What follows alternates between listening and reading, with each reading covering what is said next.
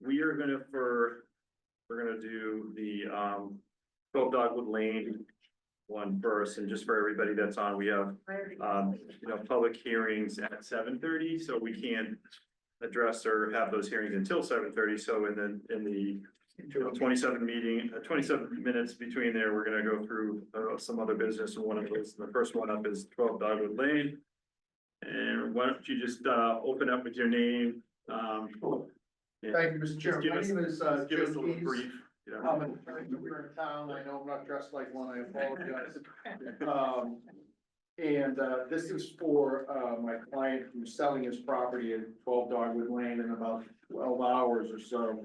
A bunch of things came up in the title search, one of which is a supplementary restrictive covenant that was put on record for this subdivision back in 2008. And in 2008, there were about 5 or 6 lots that were shown on this plan. Subsequently, in 2012, there was some discussion, some land was added to the subdivision, 2 more lots were added. And what happened is that all of the frontages were moved.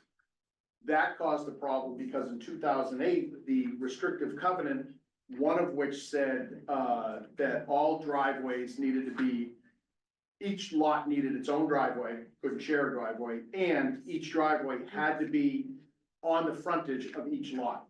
So when the 2012 plan got recorded, it shifted all of the driveways, and my client's driveway wound up on lot 7, for which there's an easement and everything else like that. This never came up for the last 10 or 15 years because he hasn't sold property. This is the only way that this would be found out.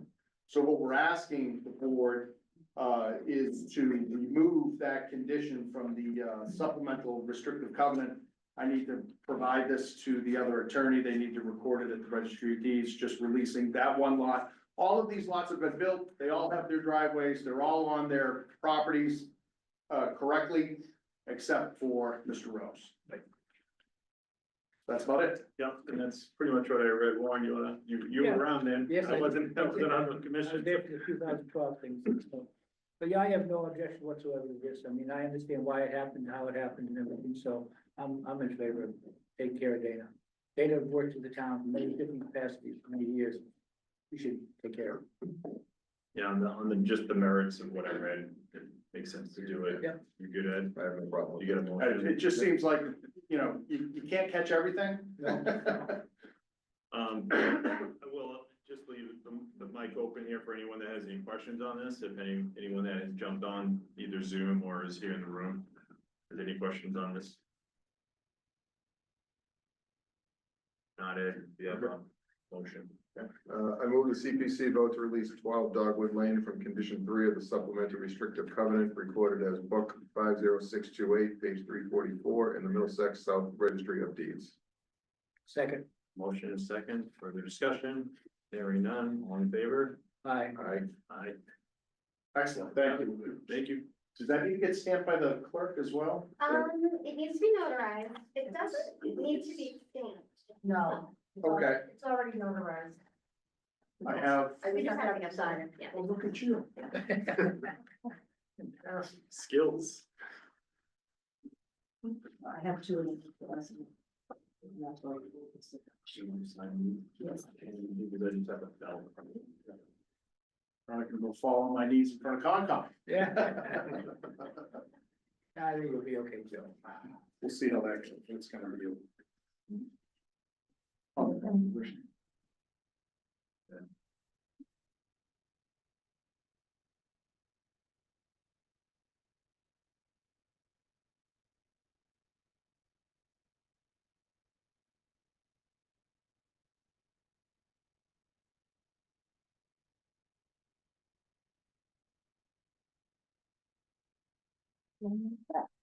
Thank you very much. I appreciate it. Thank you for your time. Okay, good luck.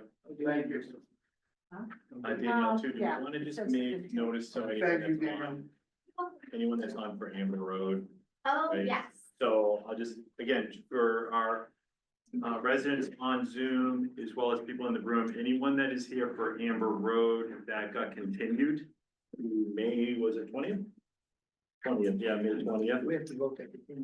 What, do we have to vote? You do, but you should do it at 7:30, because Got it, that's what they are. Okay, so just letting everyone know, at 7:30, we have to vote to continue the meeting to, May 20th, so you could, if you want to, you can take off.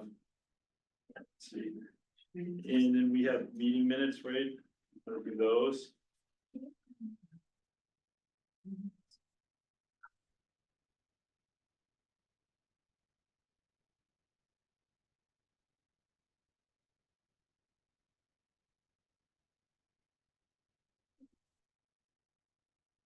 So there's, how many there we get? Two of them, Two of them. Okay, start with whatever you want. make a motion. You have to take the vote. I move the CPC vote to approve the minutes of 3/11/2025. Second. Motion second, further discussion or questions on the minutes? All right, in favor, say aye. Aye. Motion carries. Next. I move the CPC vote to approve the minutes, excuse me, of 3/18/2025. Now, second. Motion is second, any further discussion? Hearing none, all in favor, say aye. Aye. Motion carries. 2 minutes through.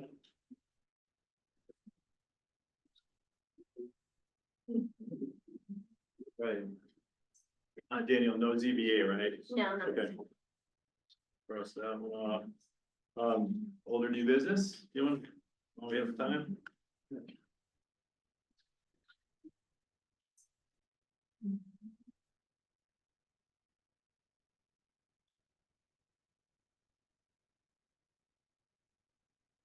See you.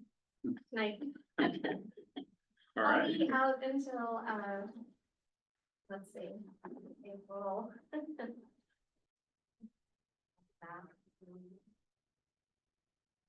After tomorrow afternoon, I will be out until. Okay.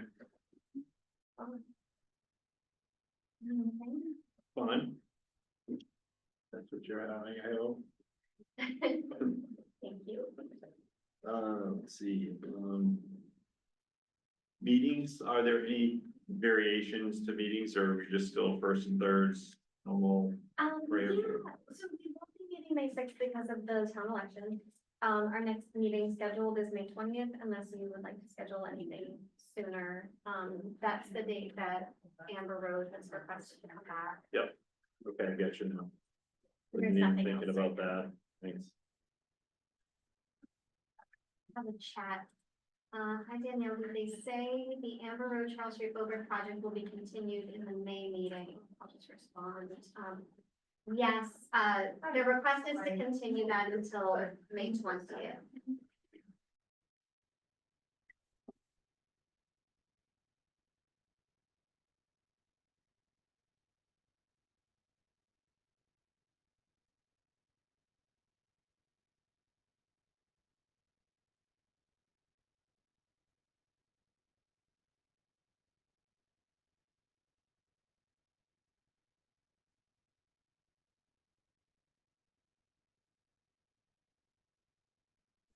We have a little time here, folks, till 7:30.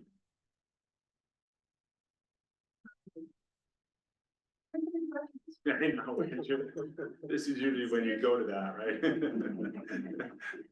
Come to one of my meetings. Make everybody online jealous, you know? Pizza deliveries. That's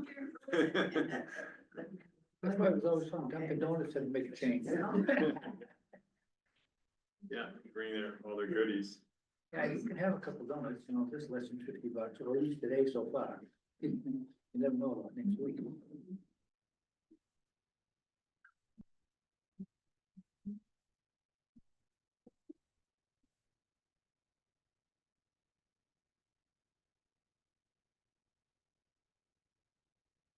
You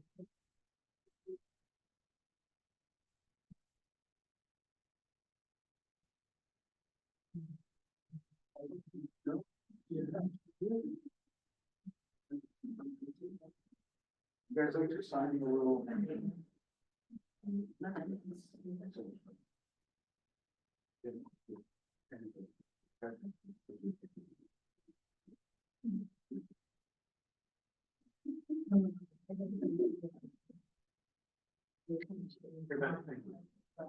Probably want to,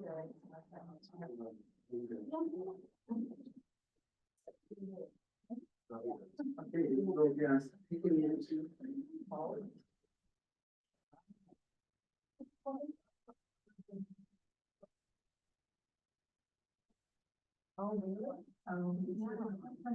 Yes, how are you doing? I'm doing good. I see your neighbor Sue Dash up there on the little box. I would say, I was gonna do the continuation first, just get that out of the way. And then we. Yes, yep, yep. MB2, so third, MBTA, so all in separate. Hey, we had to get the votes done, so. Yeah. Thank you. Hey Warren, can the people in those boxes see us? And the people, what? Can the people? Yeah. Where are they looking? What view do they have? Well, these cameras will follow you. They're looking at you right now. Hi, Sue. Hi, Susan. So, here you are, right there. Oh, It can move around. Movie star. It can close. She'll probably have this. I don't know. She said she wasn't down here. But I think with yeah.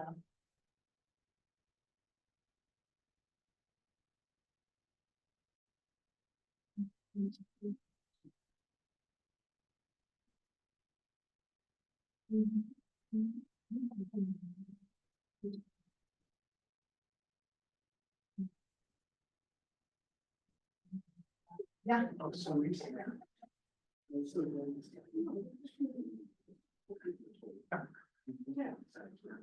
How long are they working?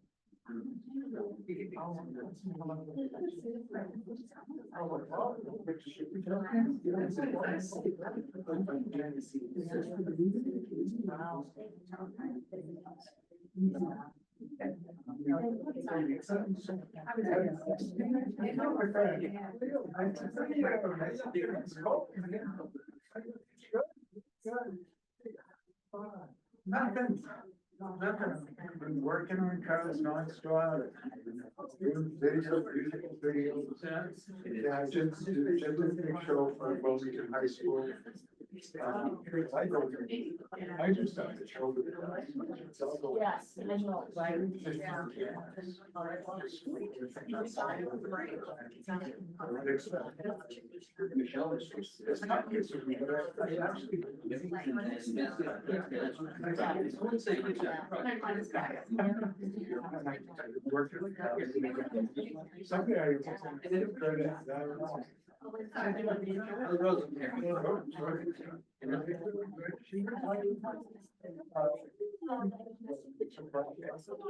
Yeah.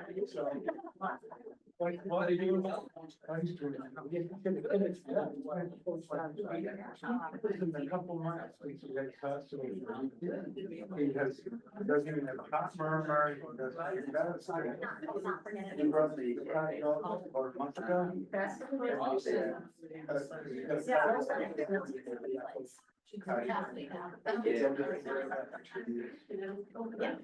So. Don't enjoy.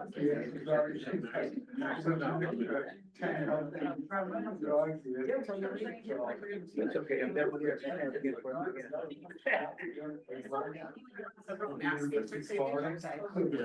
Petition on the top, and I don't even know if that's. Yeah, they know. Yeah, I don't know, I was.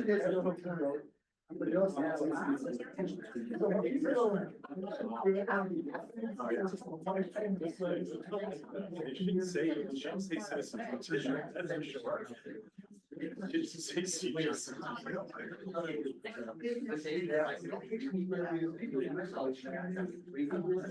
That is bad. That's really bad.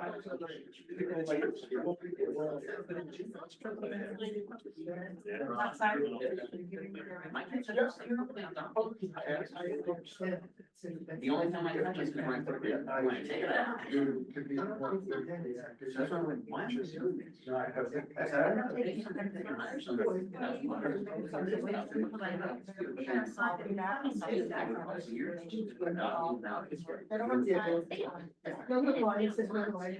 optional, it's for. I think he's, it's just for the minutes to really correct things. No, I want to include it.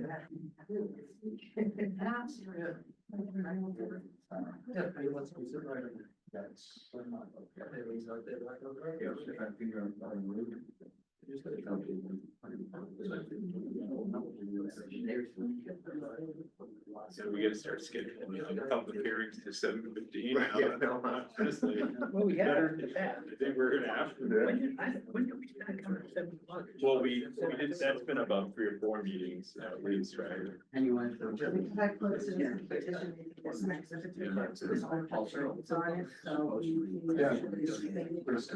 Yes. We have. I have the intent. Jump right in. Fine. Yeah, they talk to you. Yeah.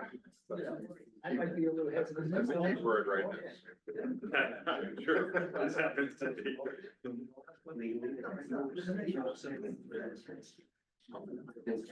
Years.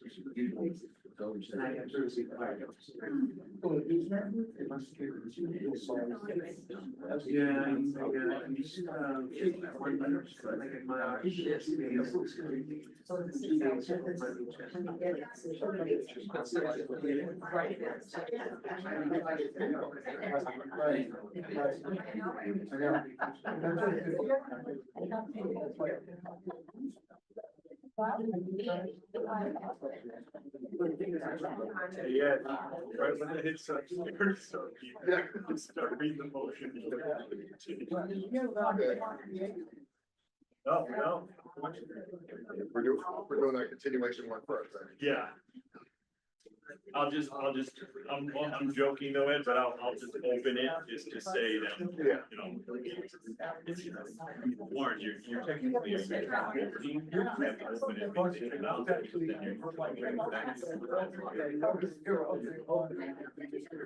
Yeah. You don't, we just need to start. Something. We have to. No, so just say you're opening it. Do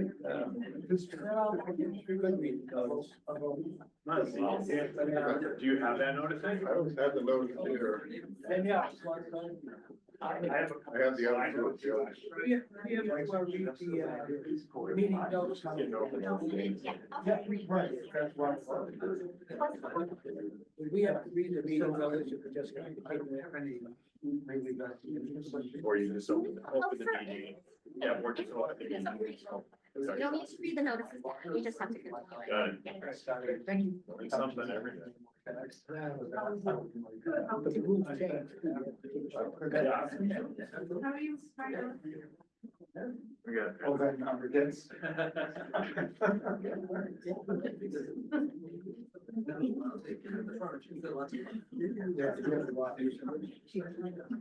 Yeah, we're way down. We're up with our lot, we would be way down. Yeah. But I read.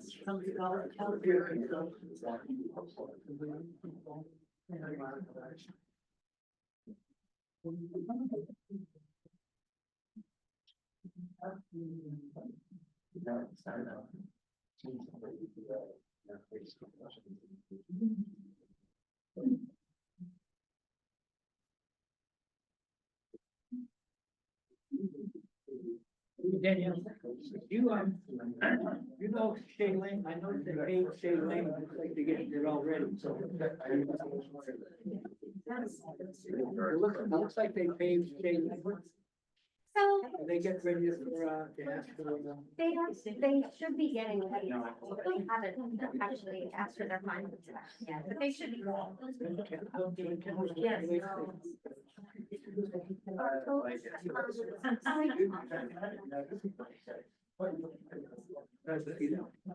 Yeah.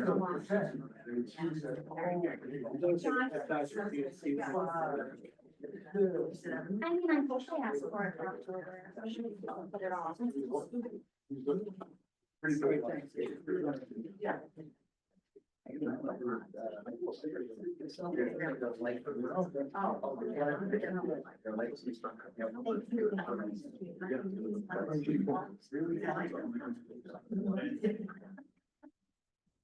Yeah. It's 807.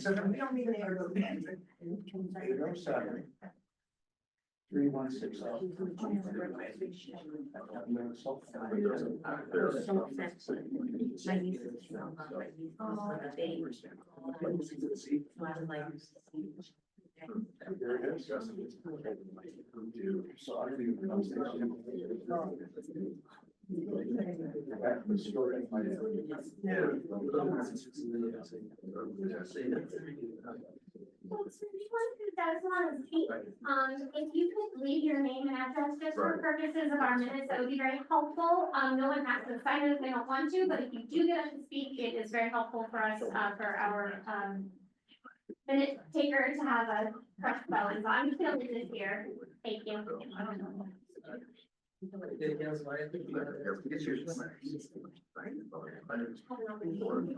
Oh, yeah.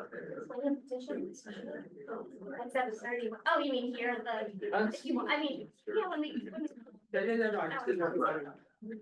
some, yeah, they will tell. It's not like Max's. Yeah.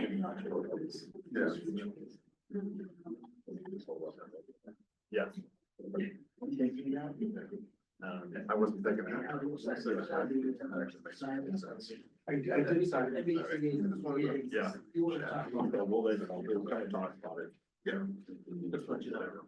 Okay. 20 minutes. Yeah.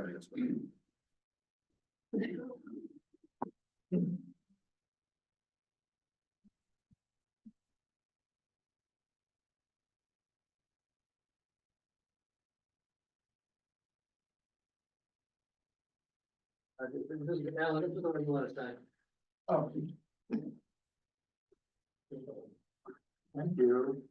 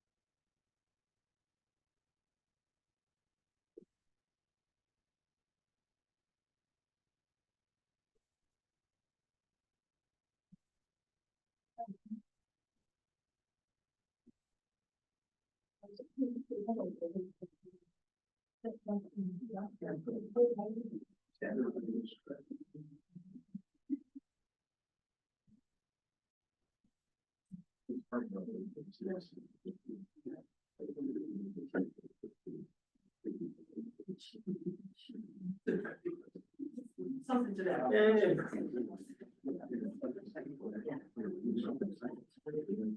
What's your latest deal again? Oh, actually, just, I just.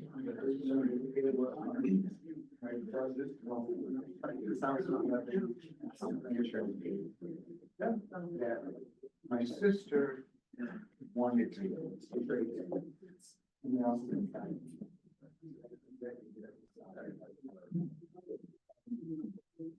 Perfect. And I was just upstairs.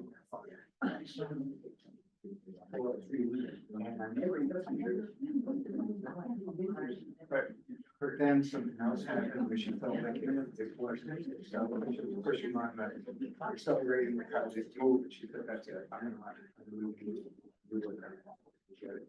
So I took her car, and I knew my brother was. So I told my mother, I said, actually, it's kind of. Oh, no, it's not what she wants, it's what I wants it to be. I'm gonna come home and get over that.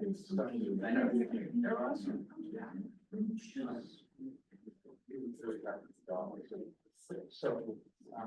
So I got that in the world, got my sister. The next, thanks for that. Yeah, he is, that he's not gonna be here, so it's- So we were. They went from me to my brother. She's a college.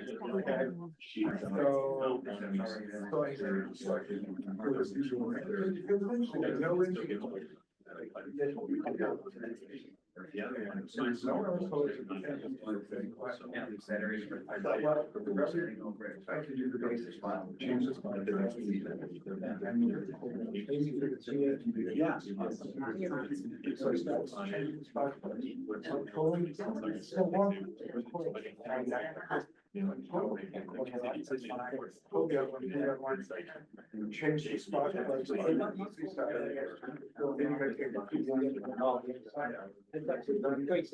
Yeah.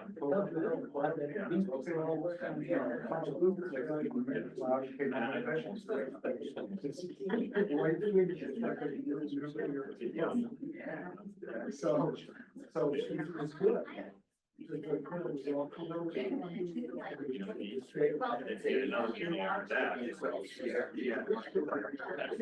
That's what I'm thinking, because I just don't have this. That's like my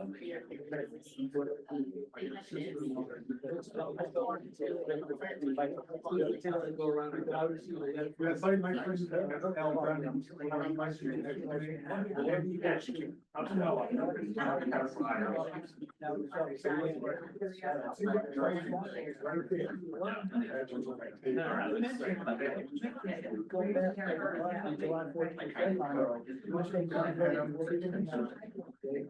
All right, so it's, I've seen the meeting.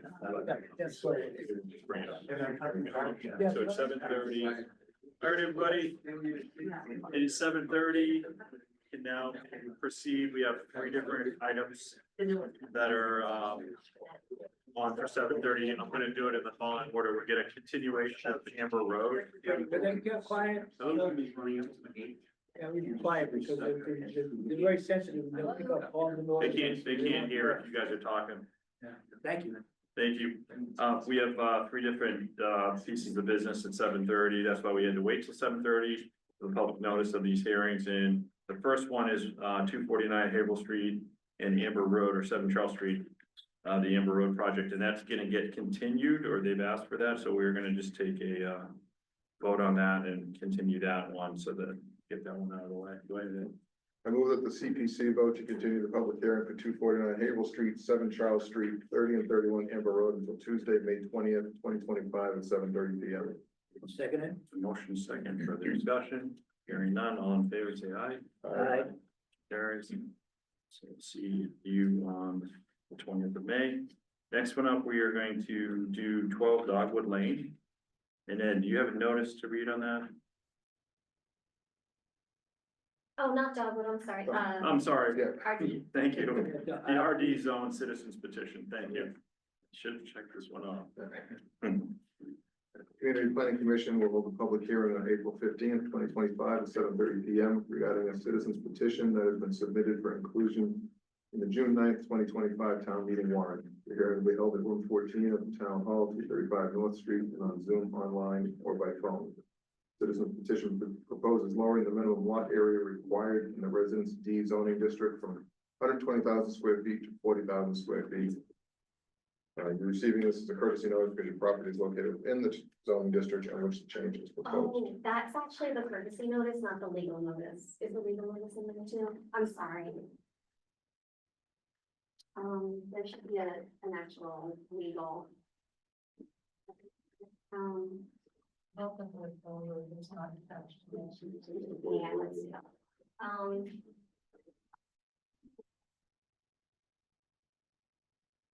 That's okay. There you go. That's all right. We'll reset. All right. Notice is hereby given that under the provisions of Mass General Laws, Chapter 40A, Section 5, the North Reading Community Planning Commission will hold a public hearing on Tuesday, April 15th, 2025 at 7:30 PM in room 14 of North Reading Town Hall, 235 North Street, via Zoom, online or by phone, for the purpose of considering an amendment to the Town of North Reading zoning bylaws to change the minimum lot size requirement for residential zone D from 120,000 square feet to 40,000 square feet. The hearing is scheduled in response to a citizen's petition. Complete text and map relative to the proposed amendments are available for inspection online at the North Reading Government Community Planning webpage and at the Community Planning Office at North Reading Town Hall, 235 North Street, North Reading, Mass, between the hours of 8 AM and 4 PM, Monday through Thursday, and 8 AM to 1 PM Friday. Thanks, Ed. Hey, who is the sponsor? Do you want to come on up or you can stand up, whatever you want to do, just and say your name just for the hearing and your Sure. address. I'm Corey Morris and the address is 11 Equestrian Drive. Thanks, Corey. So Corey, explain kind of, again, I think the public notice gives the basics of it, but what's kind of your reasons for? I put together a little statement, is it all right? Sure, absolutely. Okay, so, good morning, members of the community, or good evening, members of the Community Planning Commission and fellow residents. My name's Corey Morris and I live at 11 Equestrian Drive in Zone D. I'm here tonight to speak in support of the proposed zoning change to reduce the minimum lot size in Zone D from 3 acres to 1 acre. It's a modest practical adjustment. Zone D is currently the only residential area in North Reading that still requires a 3 acre minimum. It's completely surrounded by 1 acre zones. Updating Zone D to reflect the same standard brings consistency to our zoning map and greater fairness to the property owners in the district. It's also important to be clear what this proposal does not do. It does not permit multifamily housing. The zoning in Zone D would still only allow single-family homes, just as it does today. The only change being proposed is to reduce the minimum required lot size from 3 acres to 1 acre. All other zoning requirements like setbacks, frontage, and environmental regulations remain unchanged. And while some may be concerned about the overdevelopment, the actual impact would be minimal. Based on current frontage and wetlands constraints, I estimate that only around 10 properties in Zone D could realistically be subdivided, and only if the property owners choose to pursue it. This change gives current homeowners more flexibility, aligns Zone D with the rest of the town, and modestly increases the tax base without burdening town infrastructure. Finally, it's worth noting that other states across the country have already moved to reduce or eliminate large lot zoning requirements as part of a broader housing reform. Here in Massachusetts, legislation is currently under consideration that would prohibit towns from imposing minimum lot requirements for new residential construction. North Reading has the opportunity to be proactive and thoughtful in how we modernize our zoning rather than waiting to be forced into change by the state. Thank you for your time and consideration, and I respectfully ask for your support. Thanks, Corey. Sure. So I'll start with a question and then I'll go to the vice chair here, who was formerly the chair and been here a long time, just on the genesis of some of the zones. But the question I have is, I noticed with the petition, there's only 4 and really 2 residents, but of that are on the petition that are even in the RD zone. So the question, it kind of begs, did you talk to your neighbors and see if they're on board with this? And I talked to some of the neighbors that I know, and I let them know what I wanted to do. I didn't necessarily go around and, was there support, when you talk to, and again, it just begs the question, why didn't they sign the petition if they were in support of it? I don't know, I just only needed 10 signatures. I didn't really give much, thought to who was gonna sign the petition. I just went, to some people in town that I knew and others that I knew kind of supported it, so. So you're in, for your lot itself, you have more than 160 of frontage? Yeah, I got like 680 Okay. almost, yeah. Okay. And what you're saying though, is most of the properties in your area don't have beyond 160? So I think there was like 19 properties listed in the spreadsheet that was sent out. Of those 19, I kind of went through and looked at them. A lot of them, do have wetlands, about half of them, so. Right. I got down to about 10 properties that could, split That based were on that weren't frontage. wet or Yeah. had frontage? Correct. Yeah. And I still, It's just my best estimate and, you know, trying to do it, looking at the GIS maps there. How long have you been at the property or been in North Reading? I guess there's two questions there, because you could have lived in other. Yeah, I have actually. So we've lived in North Reading, geez, probably close to 10 years, and we've lived at this current residence for maybe a little, like a year and a half, maybe a little less than that. So we used to live on Marblehead Street, which is 1 acre. We had an acre and a half, and we actually owned wetlands on Marblehead Street. Now we're on Equestrian. We have 3 acres, no wetlands, and, you know, I put a picture of our lot on one of the slides, but it's, you know, there's a big field. So I've gotta mow a whole field, I gotta blow all those leaves, and to me, I'm like, well, it's weird when I walk down the street that there isn't a house there, so, I know we need houses. The town, I mean, the state and the town needs homes, and I got a spot that you could easily put a house on. I think we all know it's gonna end up being a large house, right? Most of the builders aren't gonna buy an acre and a half and throw up a little house, so. I just think it would be good for the town, good for the neighborhood, and it helps me, cause I could get rid of that piece of land for some money, and then I don't have to upkeep it either. So when you bought the property or you're looking to buy the property, did you have that discussion internally that you're buying into a zone that doesn't allow what you maybe were thinking you could do? I mean, I knew that I couldn't, but then I just looked at ways of like, well, who would I go talk to down at the town hall if I wanted to do something like this? So I came down to the town hall. I don't know how long I had been there, maybe 9 months, and started asking questions like, oh, if I wanted to split this lot, can I talk to someone about getting a variance, or how would I go about doing that? And, kind of all the feedback I received was, yeah, that's not possible. You live in 3 acre minimum, so the town's never gonna approve you to split your lot, because now it's gonna be a non-conforming lot, and the town doesn't approve of that, so. The next thing I looked at was, well, how do I change the zones from, you know, 3 to 1, if that's something that I was interested in doing, so that's how I came across the citizen petition. I read about it, and I just decided that's what I was gonna try and do. Okay, thanks. Those are my questions. Warren. I was just curious, because I think you had mentioned it last time when we were talking about the petition that was filed, that you knew a little bit more about Well, why actually, maybe. I think a lot of this zoning back in the day was density control. You know, we allowed them to put 40 acres, 40 houses, I mean, where they can only put maybe 10.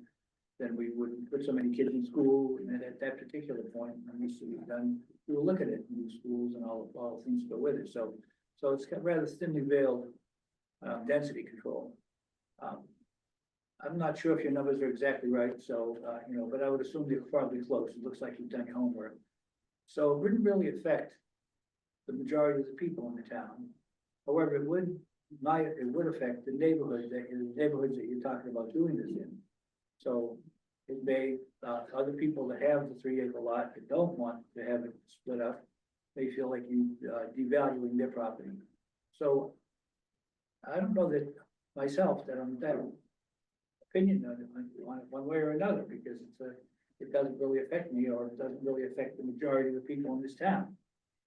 So I would, this would go into the Board of Appeals or something like that. I would say neighbors, what do the neighbors think? Because those are the people whose properties would most likely be affected by that.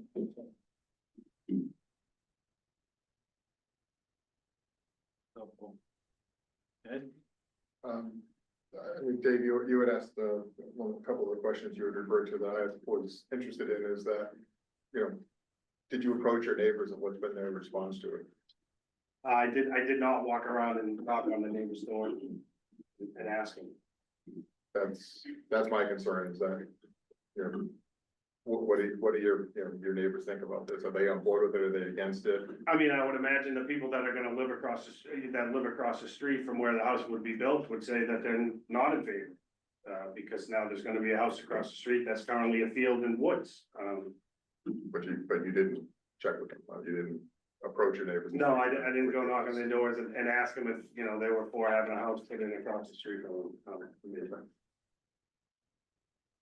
I think that's, you know, those are the questions I have, and I'm sure there's more in the public, so I'm just gonna open it up to the public, and whether you're on Zoom, start with here in the room.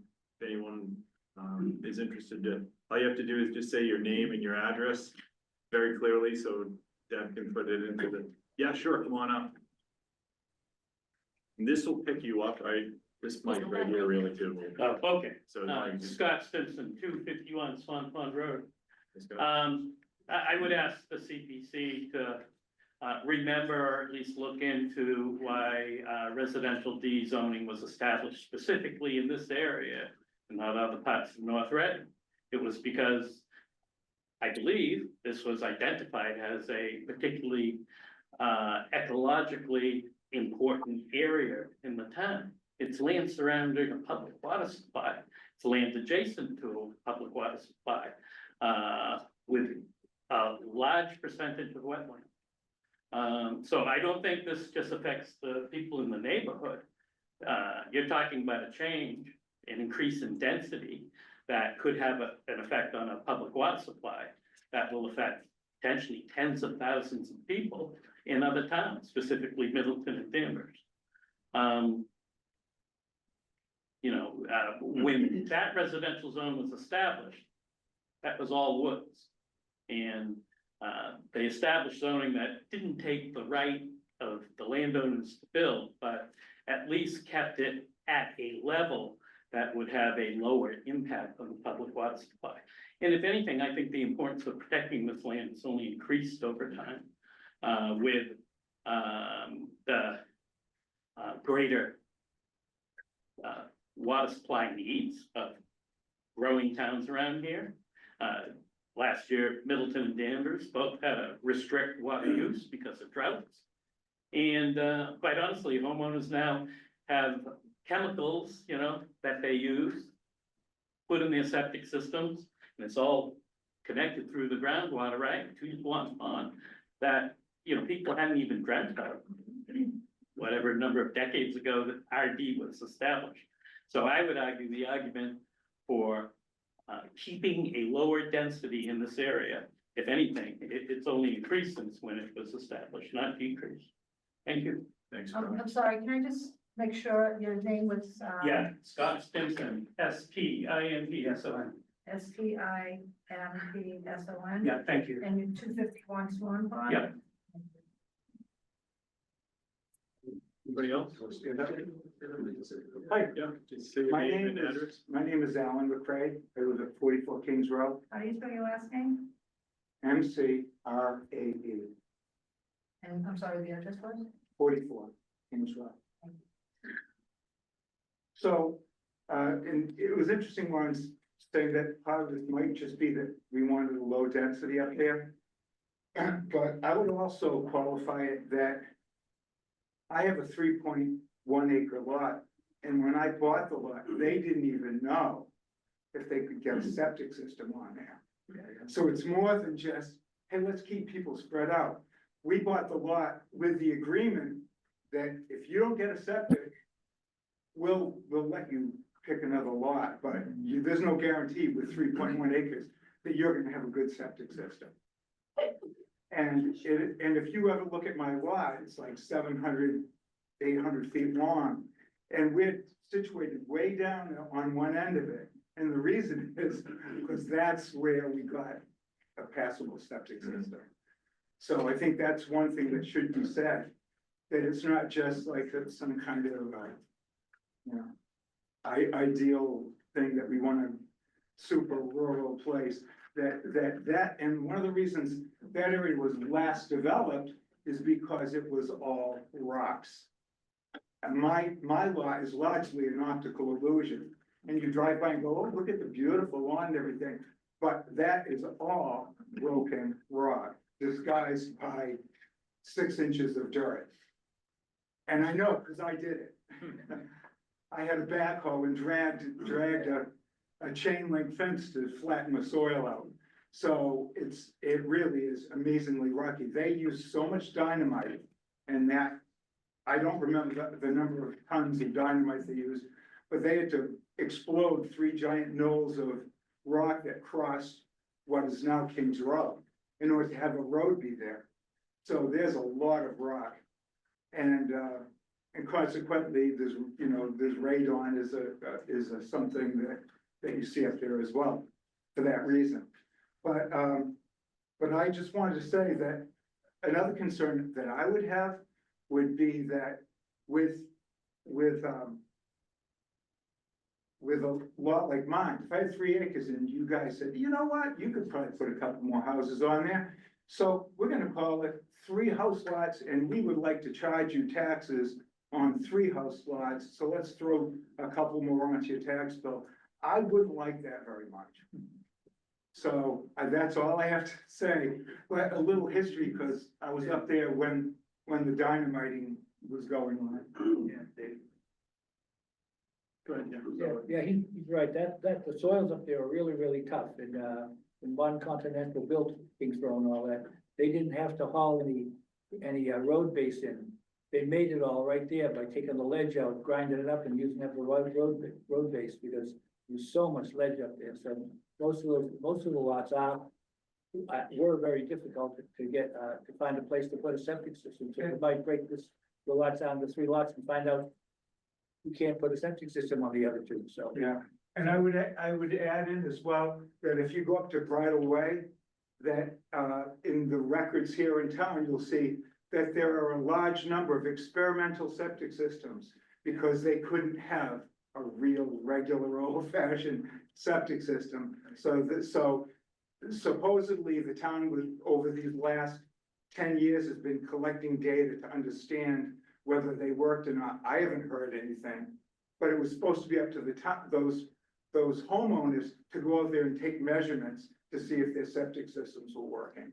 So, so that is also part of the optical illusion of a wonderful, spread out neighborhood. Thanks, Alan. Anybody else in the room? Sure, just stand up to your name and address. Hey, Chris Mabbitt, 22 Dogwood Lane, Can you spell your last name, please? Mabbett. Homeowners Association up on Dogwood Lane, there's 5 properties part of that association. Same issues with septic system, it's all stone. My biggest concerns, I have no problem against anybody making a buck. It's the American way, that's fine. My concern is the fact that you bought a property a year and a half ago and knew what the restrictions were, and now you're trying to change them. My concern is property values, allowing other properties to start subdividing decreases property values, in my opinion. I'm also a hydrogeologist, run an environmental consulting and engineering firm. Big concerns with non-point source pollution from additional houses and residences up there and runoff. And we already have Swan Pond immediately abutting all of our properties that we need to make sure we maintain and protect for the rental agreement that Middleton Danvers has with the town of North Reading. So that's my 2 cents for there. Thanks, Chris. Anybody else? Chris, stand up. Hi, good evening, Lisa Mackey, 18 Adams Street, MA68. I'm sorry, MA68. So, I'm sure that, you know, we'd like to accommodate Corey, and there might be other ways that he could actually do this. But also, I think that it's a real significant difference. It's going from 3 acres down to 0.91. I think it does affect the rest of the town, because in the event that homes start doing this, you're tripling the number of, I don't think every home will do it, but you're tripling the number of homes there with the financial issues that we have within the town. That's also an effect. And then just environmentally as well, I don't think that it's necessarily the best option. I don't know if there are any other options for him to at least do that. I know that sometimes you can give land to the town if they want it, and then they'll take care of it, so he doesn't have to pay the taxes or something like that. I'm just a bit concerned that, you know, after 9 months being here, you actually, you know, went to the town to try and make changes. So that, I mean, again, it does change the integrity of the area as well. So I would, as a budding neighbor, I would not be in favor of the change. Thanks, Lisa. Anybody else? How about on Zoom? You see any hands? Wow. Just look. It's a group. Hi, this is Teresa Colarusso. I'm at 14 Equestrian Drive. I'm across the street from Corey and Karen. And I did have a couple of questions. I'm not sure if they can be answered in this hearing or not, and I'm sorry I'm not there in person.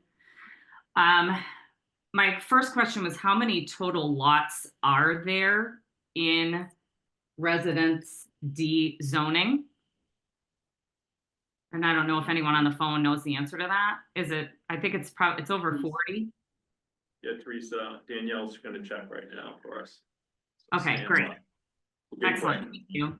And then the second question I have is, it does sound like there are some numbers of potential impact that both Corey and Karen have shared, and it's a range from maybe 3 to 10 houses being added to the neighborhood, and understanding that all of this kind of depends on, people moving forward with parceling their land and selling their land. So there's a lot of ifs in there, and I understand that. But I would like to know, like, if a lot investigation has been done on this land so that we know truly what the potential impact is to houses being added to the neighborhood. I abut wetlands, so my assumption is that I would not be able to parcel and sell my land, and frankly, I have no desire to do that. But I am curious as to what the true potential building impact would be in our neighborhood and in the Swan Pond neighborhood.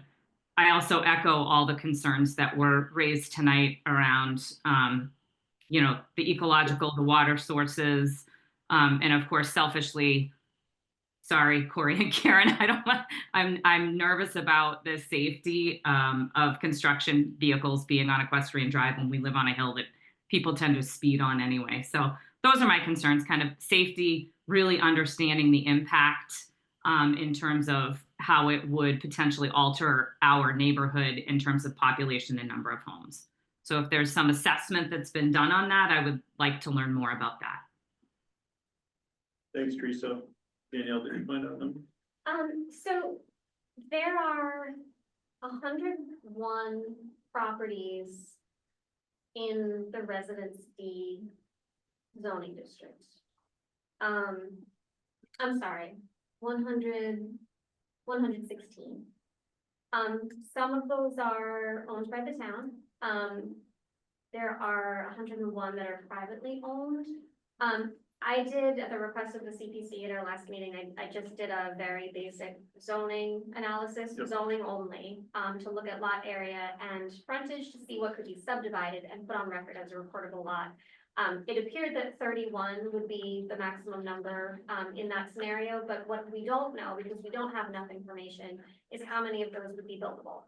So just because a property has wetlands on it doesn't mean we can definitively say that's not buildable, because sometimes you can permit something that has wetland or flood zone or other environmental constraints. Sometimes there's technology that can septic systems. So for us, with the information that's available to us, it's really not possible for us to say for sure how much of this is buildable. I can really only speak to how many lots could be created and put on record. So what was the metric for the 31? Was it upland, no wetland, or you're saying you took into account just land? Everything, yeah, Just land, so land, I guess, okay. So could be considerably less. Okay. Less, it could be seriously less when you add in wetland, But I can't say. perks, all that. Between wetlands and ledge and all of the tough soils up there. Okay. Glacial tills up there. Thanks, Danielle, that's really helpful. Anybody else online? Let everybody get an opportunity. Sorry, David, I also just want to clearly understand what happens next with this petition. So if someone could share the next steps, based on feedback and everything else, like, what are the next steps that happen with this? That's great. Now, you gave a good segue. Thanks, Teresa.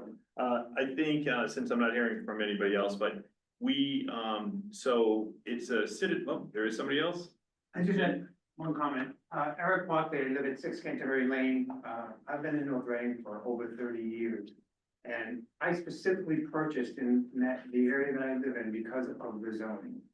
I didn't go there because I'm gonna get 3 acres and someday can subdivide it and make a buck. And if there's parts of my 3 acres that I don't wanna maintain, I let the woods grow. The woods abut everywhere, the woods will grow. If you don't wanna mow it, you don't wanna use it, just let it go. There's just, the entire area is designed to be the way it is, not to be changed into 1 acre zone. And that's why a lot of the people that live there, live there.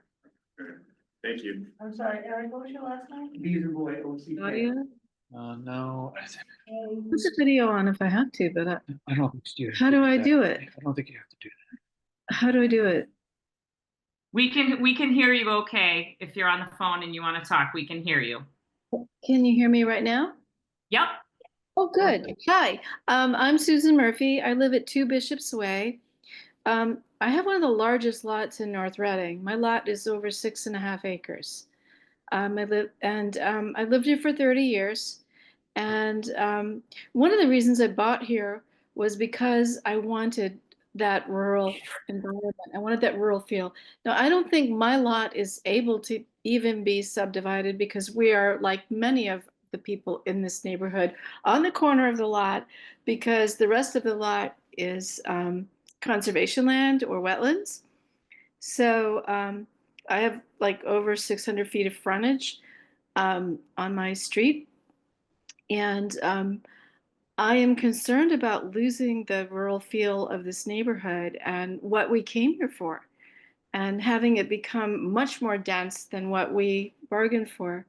And I guess that's my feeling about it is if everyone can, if we do away with the zoning for this part of the town, then it becomes like all of the other parts of the town. And we came here because it wasn't like all of the other parts of the town. So that's my comment. Thanks, Susan. Thank you. You're welcome. This typically happens when we try to wrap it up and people.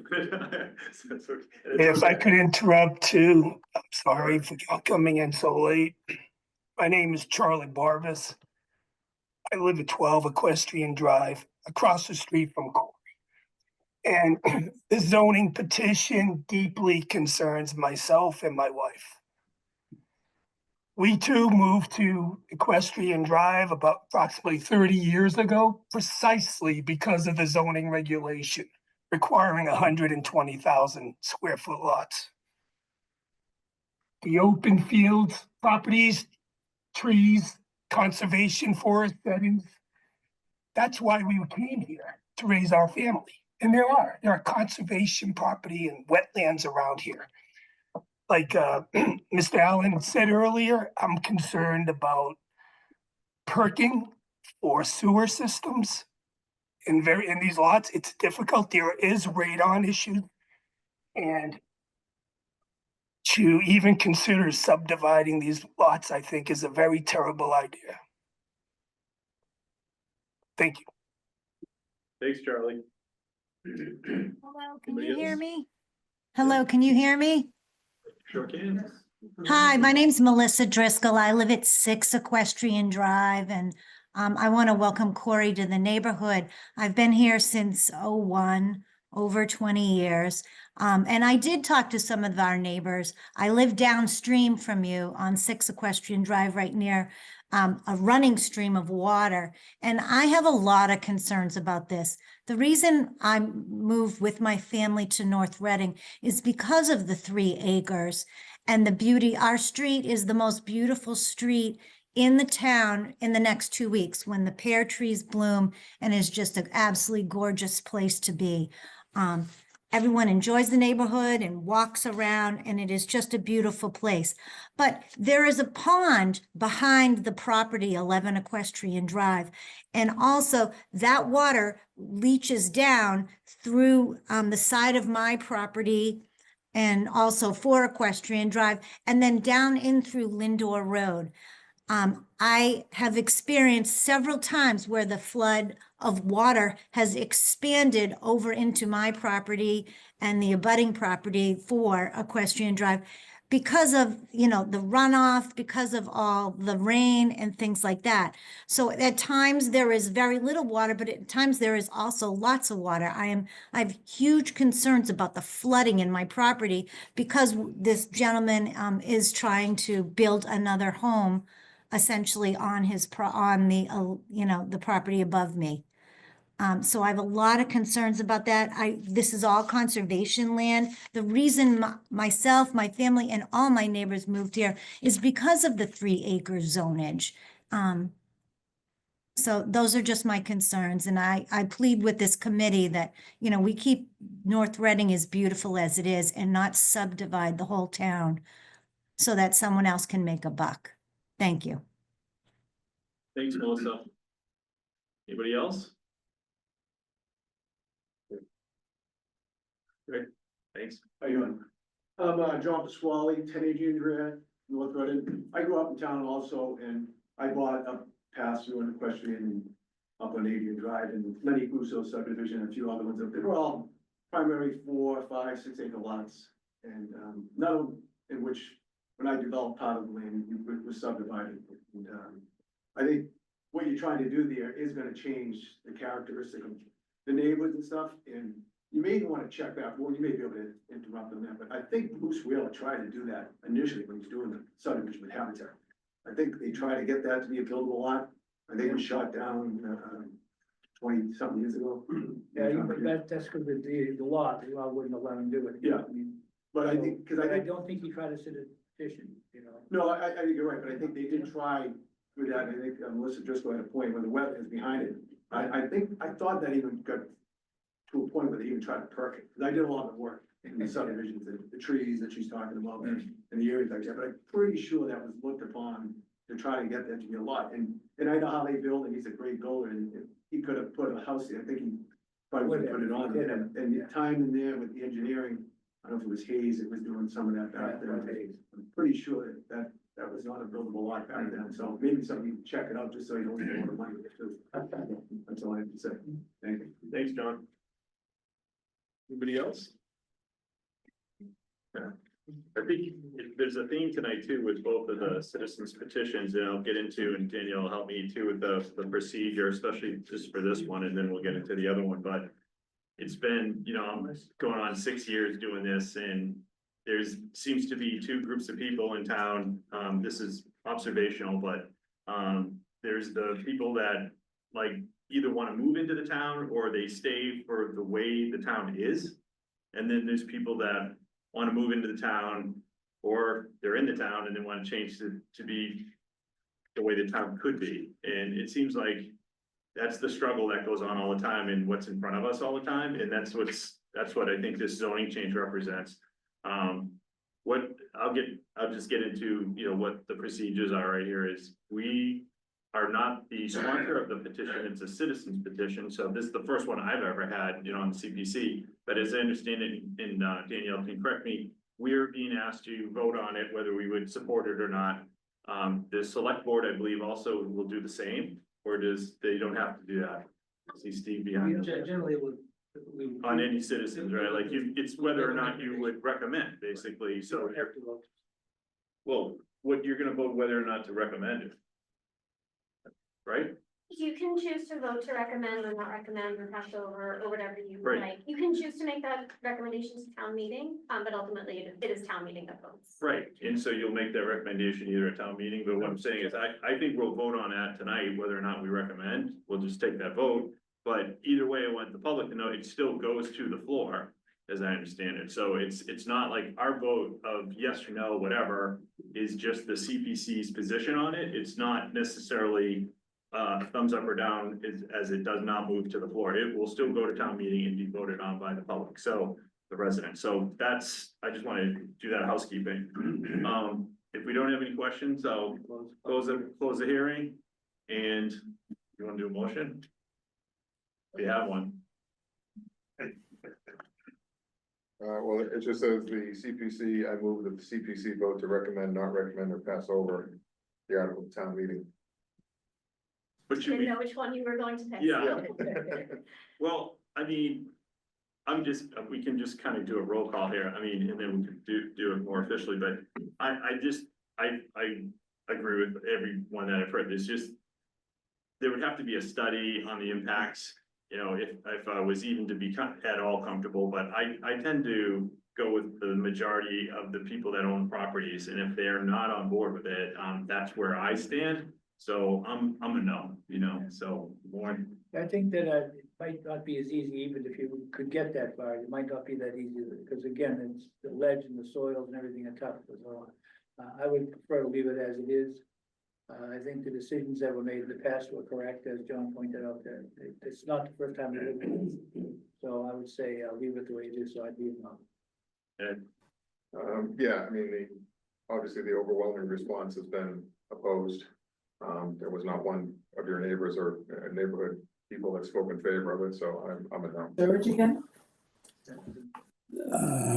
There's something. And it doesn't mean that town meeting won't vote for it, I mean, Right. so the next, we just that's just gonna be our recommendation. Public hearing, But, the final decision. bylaw amendment. On town meeting. Okay, So Danielle, on the recommendations though, the pass over, how does that even come into play? It's up to you. You could recommend the town meeting pass it over. You could recommend against. You could recommend for. You could recommend the town meeting table it indefinitely. There are other things that you can do. Usually it's recommend or don't recommend. If you think in the future, you might want to see it taken up So do again. the motion. maybe we can pass over. No, that's why my question. So I would say we do a not recommend. Yep. And I move that the CPC vote to not recommend the article to town meeting. a second. Motion is second, further discussion. Hearing none, all in favor, say aye. Aye. Opposed? Carries. Against. Sorry. Cory. Oh, sorry. I mean, you can see why I didn't go around and knock on my neighbor's doors. I never needed to make any new friends in the neighborhood, that's for sure. It looks like a house belongs there, right? I'll leave it at that, and, you know, I see like, oh, there's $30,000 in taxes that could be put right there, and instead I'm mowing it and keeping it. I'm not gonna let it grow to crap, because I don't want my neighbor that lives across the street to say, look at this guy that doesn't even mow their lawn, you know, I'm not gonna do that. Soccer field. Yeah, I know. So, this was fun. It was fun for us too. I've never had a citizen's petition, so this Yeah, is you one can of take the first artificial ones. intelligence for that, I just looked up. I'm learning too, I'm just a volunteer. Yeah, I told me. He can, Danielle, he can withdraw this if he wants to, right? If he wants to not go through it. At this point, no, No. it will be printed in the warrant. Yeah. You are the person who will be making the motion though, so I think you could choose, like, correct me if I'm wrong, you could choose to ask town meeting to pass it over. Or you could recommend, say to town meeting that you're not in support of it any longer, I mean, that's up to you. Or you could move forward. Yeah. Yeah, we. Yeah, yes, Okay. but you can get up and make the motion, if you decided that you don't want to move forward with it, you just get up to make a motion to pass over. And then, but if you want town meeting to listen to you and weigh in. And have this fun again, sure. I mean, I didn't think everybody would be against. How good it, are you I at guess so. sales? Danielle, can I just have the flash drive? Thank you. Thanks, Cory. Yeah, thanks, guys. Yeah. So we can do the notice for the next one.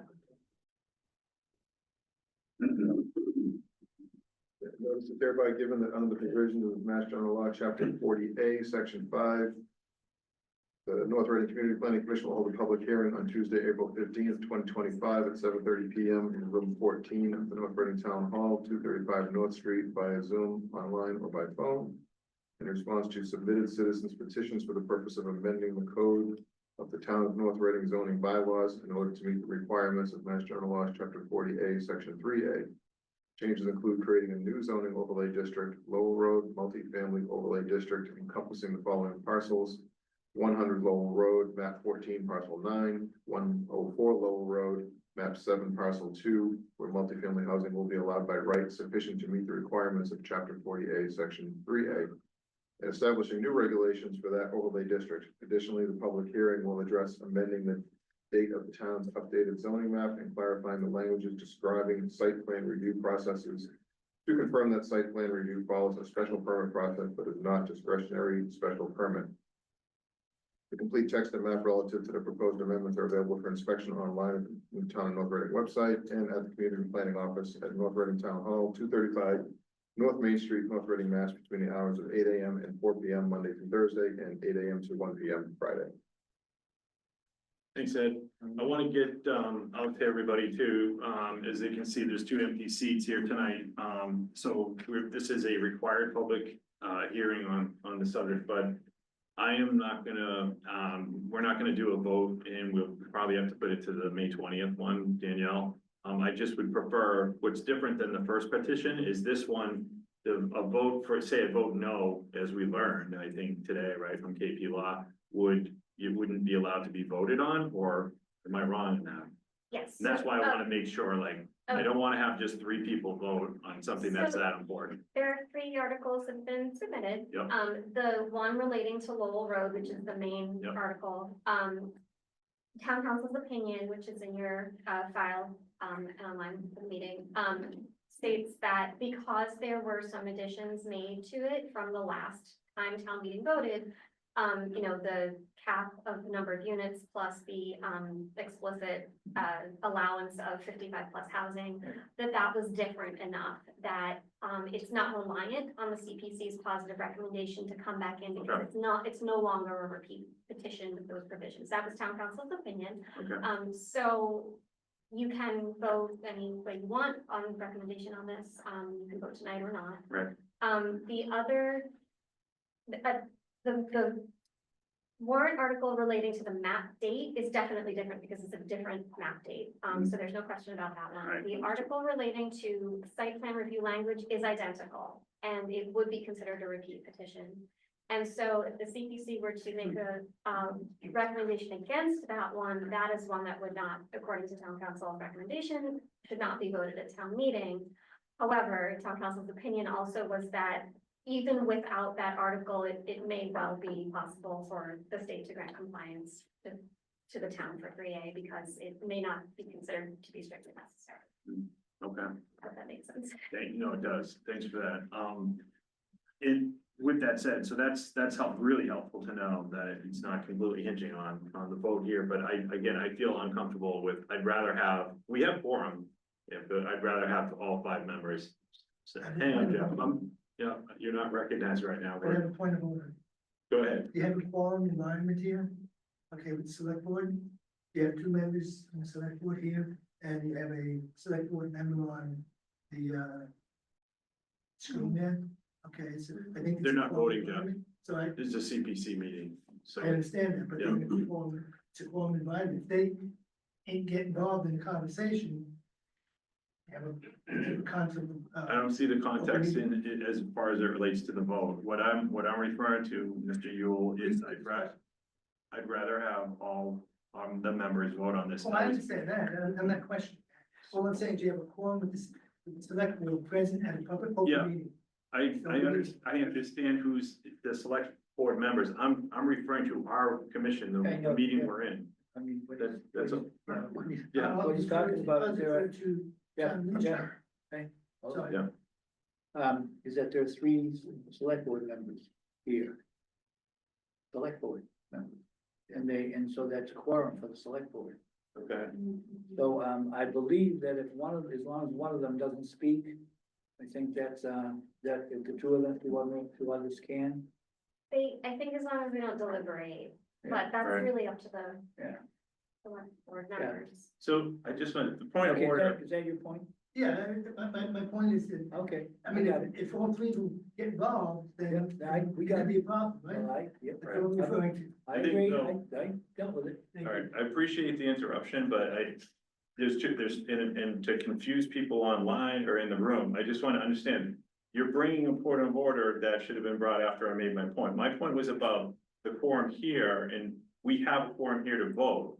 And I was referring to what we're gonna do to vote tonight, to get that out to everyone right off the bat. We still have a public hearing today on the subject. the point of the select board members having quorum has nothing to do with what I was just talking about. And I just want everyone to understand that, it has nothing to do with it. Probably do is we'll If they talk, Warren, that's a different, I'm just saying, it has nothing to do with the vote. Public hearing to the next meeting. Right. That's when we vote. Yeah, exactly, that's all I'm There you saying, go. we're gonna go to May 20th.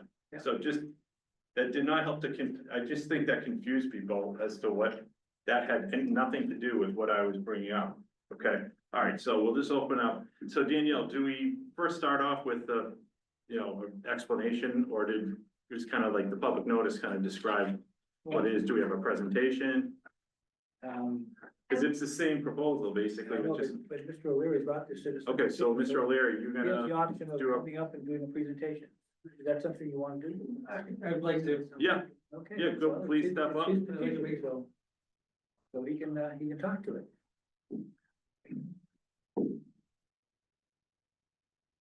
Thank you.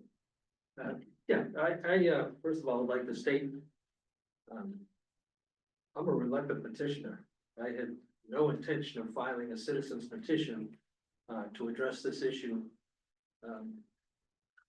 Didn't cross my mind until the final, less than a week for the filing deadline for citizens petitions and the interest of articles of the warrant was approaching.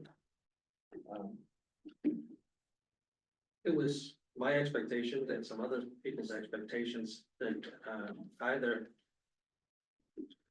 this board, the Community Planning Commission, would provide an opportunity for the voters to come into compliance with 3A, ABC Communities Act, in some fashion or form. After what occurred at the October town meeting, and then what has occurred since. I expected the planning commission to take some affirmative action in relation to an article being presented to the community to come into compliance, whether you like the idea of the government overreach or not. It's been adjudicated in this law, and we need to comply. I also expected the board that I sit on, the select board, to take a position if necessary, provide community with an opportunity to come into compliance with the MBTA 3A Act. And it hadn't been occurring. So you had a meeting as recently as the Tuesday before the Monday filing deadline to do so. And was unable to come to a consensus amongst yourselves to provide any opportunity for the public to do so. I considered it, I stated it for the select board meeting, and I'll state it here. I think that there was a lack of leadership, and there was a lack of certainty that the public would be given the opportunity to comply with this law prior to the July deadline, which was advanced by the state after the Supreme Judicial Court rendered their decision. So as I said, I had no intention whatsoever of filing a citizen's petition. This is the first time in all the years that I've been involved in public office where I felt it necessary in order to provide town meeting with the opportunity to comply for a whole host of reasons. If you think about what was occurring at the time of the October town meeting, the last October town meeting, and again, there's some people have been saying, the people who spoke they spoke at October town meeting, that was it, so therefore it should never come back again. I'm not at that school of thought, obviously, because an awful lot has happened. If you think about what was occurring at the time of the October town meeting, there were conflicting legal opinions in relation to the case that was going to be heard by the state Supreme Court. And we had the legal opinion from our town council, who represents about 120 communities and 55 MBTA communities. And we spent a considerable amount of time, effort, energy to answer the questions that the public had, the planning commission had, that the select board members had, to get some clear and concise answers and opinions from them as to what was happening. We also had a conflicting opinion offered by someone in a public forum, offered by the Republican Town Committee, who offered a different set of opinions, which raised some significant doubt and angst and I believe deliberately and intentionally misled people to believe some things that were not true. And that was unfortunate. Because as it turned out, what has happened since that October town meeting. So town meeting made a determination, members who participated in town meeting made a determination not to move forward with this. A significant number of those people wanted to wait until the Supreme Judicial Court rendered their opinion. Because that would either determine whether or not it was a lawful act that was that the legislature, engaged in and passed and signed by Governor Baker back in 2022, or it was not, or it was flawed.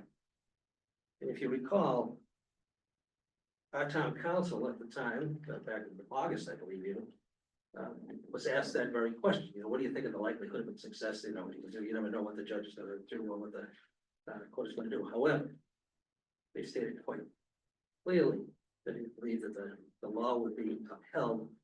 However, the implementation of the rules and regulations by the state appeared to have been flawed, and maybe that might be called into question, but it would not necessarily negate the constitutionality of the law having been passed. Just the timing of the implementation and the order to be there.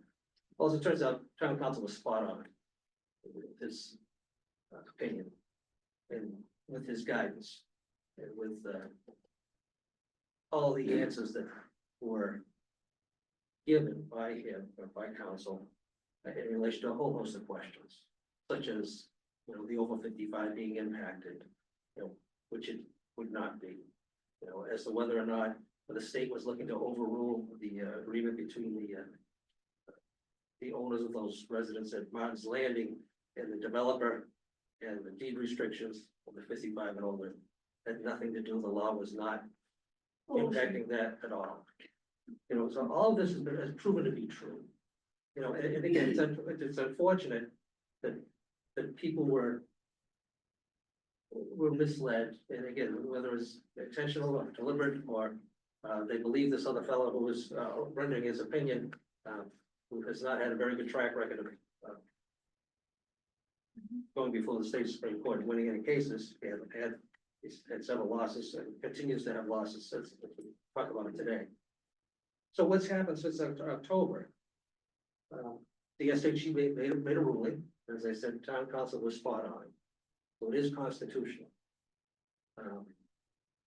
The state extended its deadlines associated with the town coming into compliance because of the Supreme Judicial Court's ruling that, as town council indicated, their implementation of the guidelines, the implementation of it was flawed.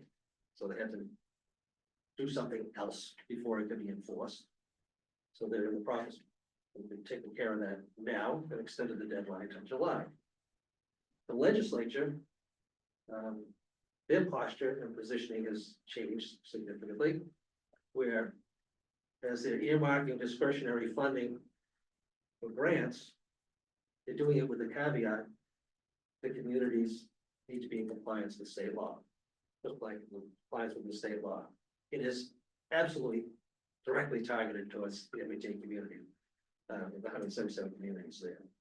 So that they're even removing the concerns in relation to the guidelines that were originally issued, where it was originally 4, then it escalated to 17 different grant programs. It's now grown to even more. I have no idea what the number is going to be, because as the legislature moves forward, they are continuously now enacting legislation in relation to grants, discretionary grants, with the caveat if they be in compliance with state law, communities that apply for it. And again, expanding the number of grants, again, that we're going to be ineligible for if we don't offer the town the opportunity, is just going to grow and grow and grow. The Attorney General has reaffirmed her position, strengthened her position, and categorically said that she is going to enforce the law and require communities to come into compliance. The auditor said that there's an unfunded mandate. Declared it as an unfunded mandate, that'll be adjudicated at some particular point in time. It has nothing to do with whether or not the law is constitutional. The law is the law, and we must comply. And as it turns out, the lead plaintiff community in the case that state auditor, based on the state auditor's unfunded mandate, that has now dropped their suit and is now coming into compliance with the law. It has reached agreement with the Commonwealth of Massachusetts. They did not have any interim compliance as we do.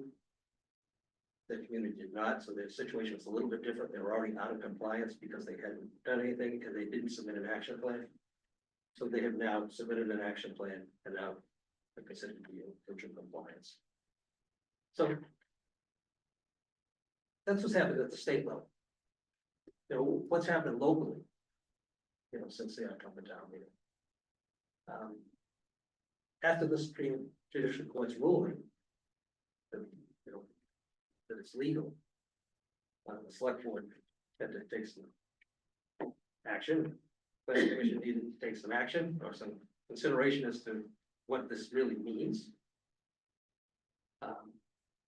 The town administrator, under the promulgation of the new rules, became the signing entity position as to sign an action plan on behalf of the town with the state in order to get the interim compliance designation to give us time until July to come into compliance. Select board, you know, sought input and direction from the planning commissioner as to how we're going to proceed, how we're going to move forward. As we don't get this point to do. Same time, the town administrator was looking to the select board for guidance as, what do you want me to do? Do I sign it or I don't sign it? So as we reached out to the planning commission, we had a joint meeting. Came, 4 of you clearly stated that you did not want to suggest or recommend to the select board that the action plan be signed. It was 4-1. Mr. Pierce being the only individual on the planning commission who suggested the laws allow which probably complied. So he has signed an action plan and we will move forward with some sort of deliberation and public hearings and all the rest. What you did commit to do was to have some public hearing, more discussion about it. What you specifically told the select board that you were not in favor of us signing the action plan, that it would be at our discretion to do so if we so choose to do so, and you know, you plan on talking about it anyway.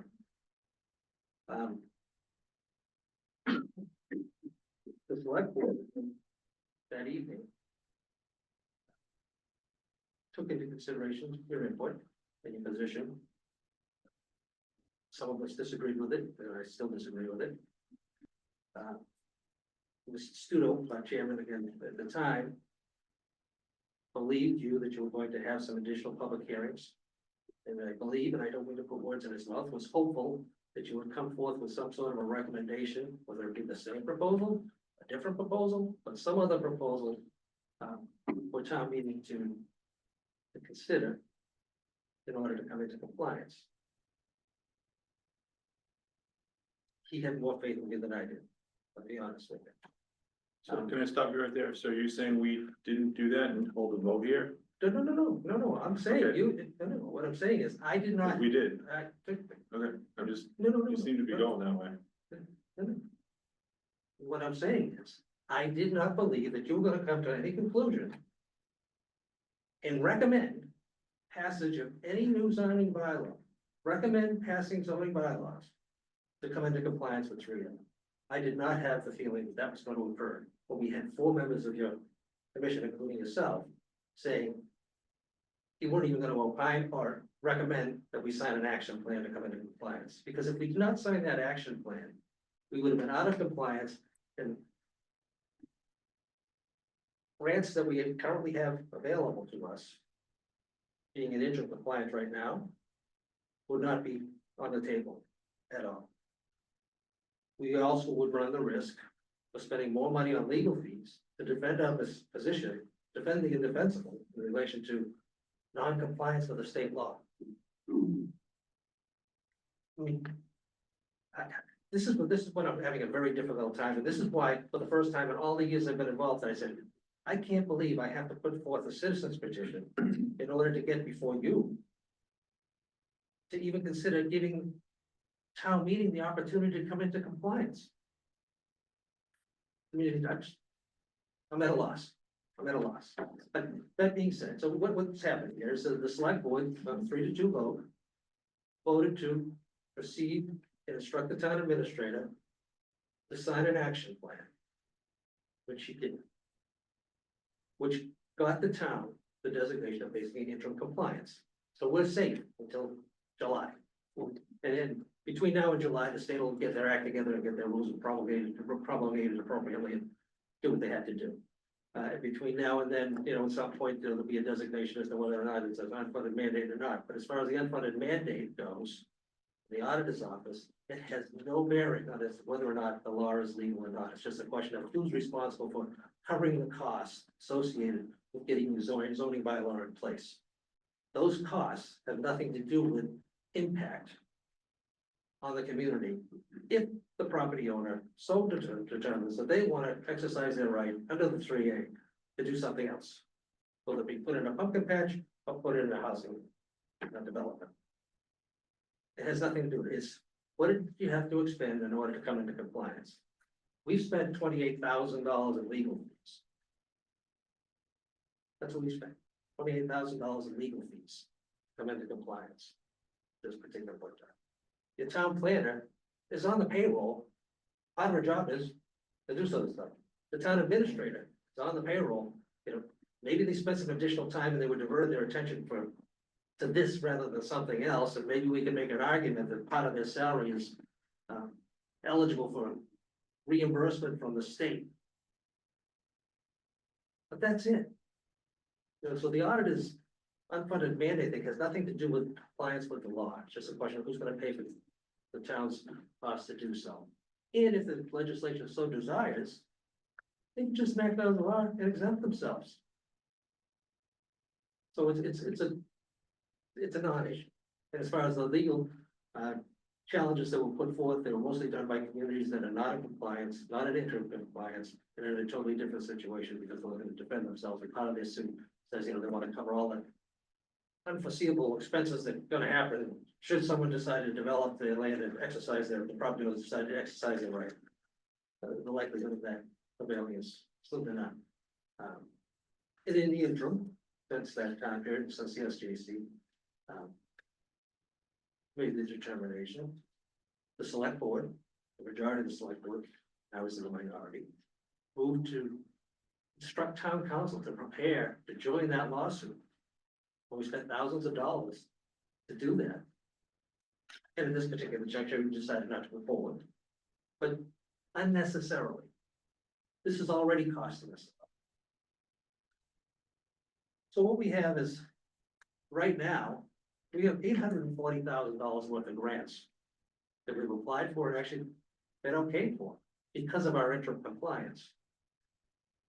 Those grants, $134,000 for document management and website overhaul. These are things that we need to do anyway. We need to do, but the state has offered money to assist us, and it may not cover all of our costs associated with this. We decided to move forward with it because of the grant money that was approved. $54,000 for cybersecurity. Well, $55,000 for ADA compliance for town buildings, which needs to be done. $100,000 for the Burrows Road Bridge, culvert, small bridge. $500,000 for the park. Mr. Leonard, No, I'm just telling you. I think, But- I'd like you to stick with I'm in sticking the you parameters of. as to why I'm here. We Why understand you- what grants, a lot of town people understand what grant, I know, but you know, So in it's the interest of everyone's $500,000. time here, going through all the grants But is you not have- part of the petition. That's it, it's only five. It's only five, only $843,000 at risk. We're looking to. We might get one of these under the wire before if we don't come into compliance. There's another one that's being held up and held back because if we spend it and July comes, we might have to reimburse the state and we don't have the money to do it. So again, what else has happened between now and October?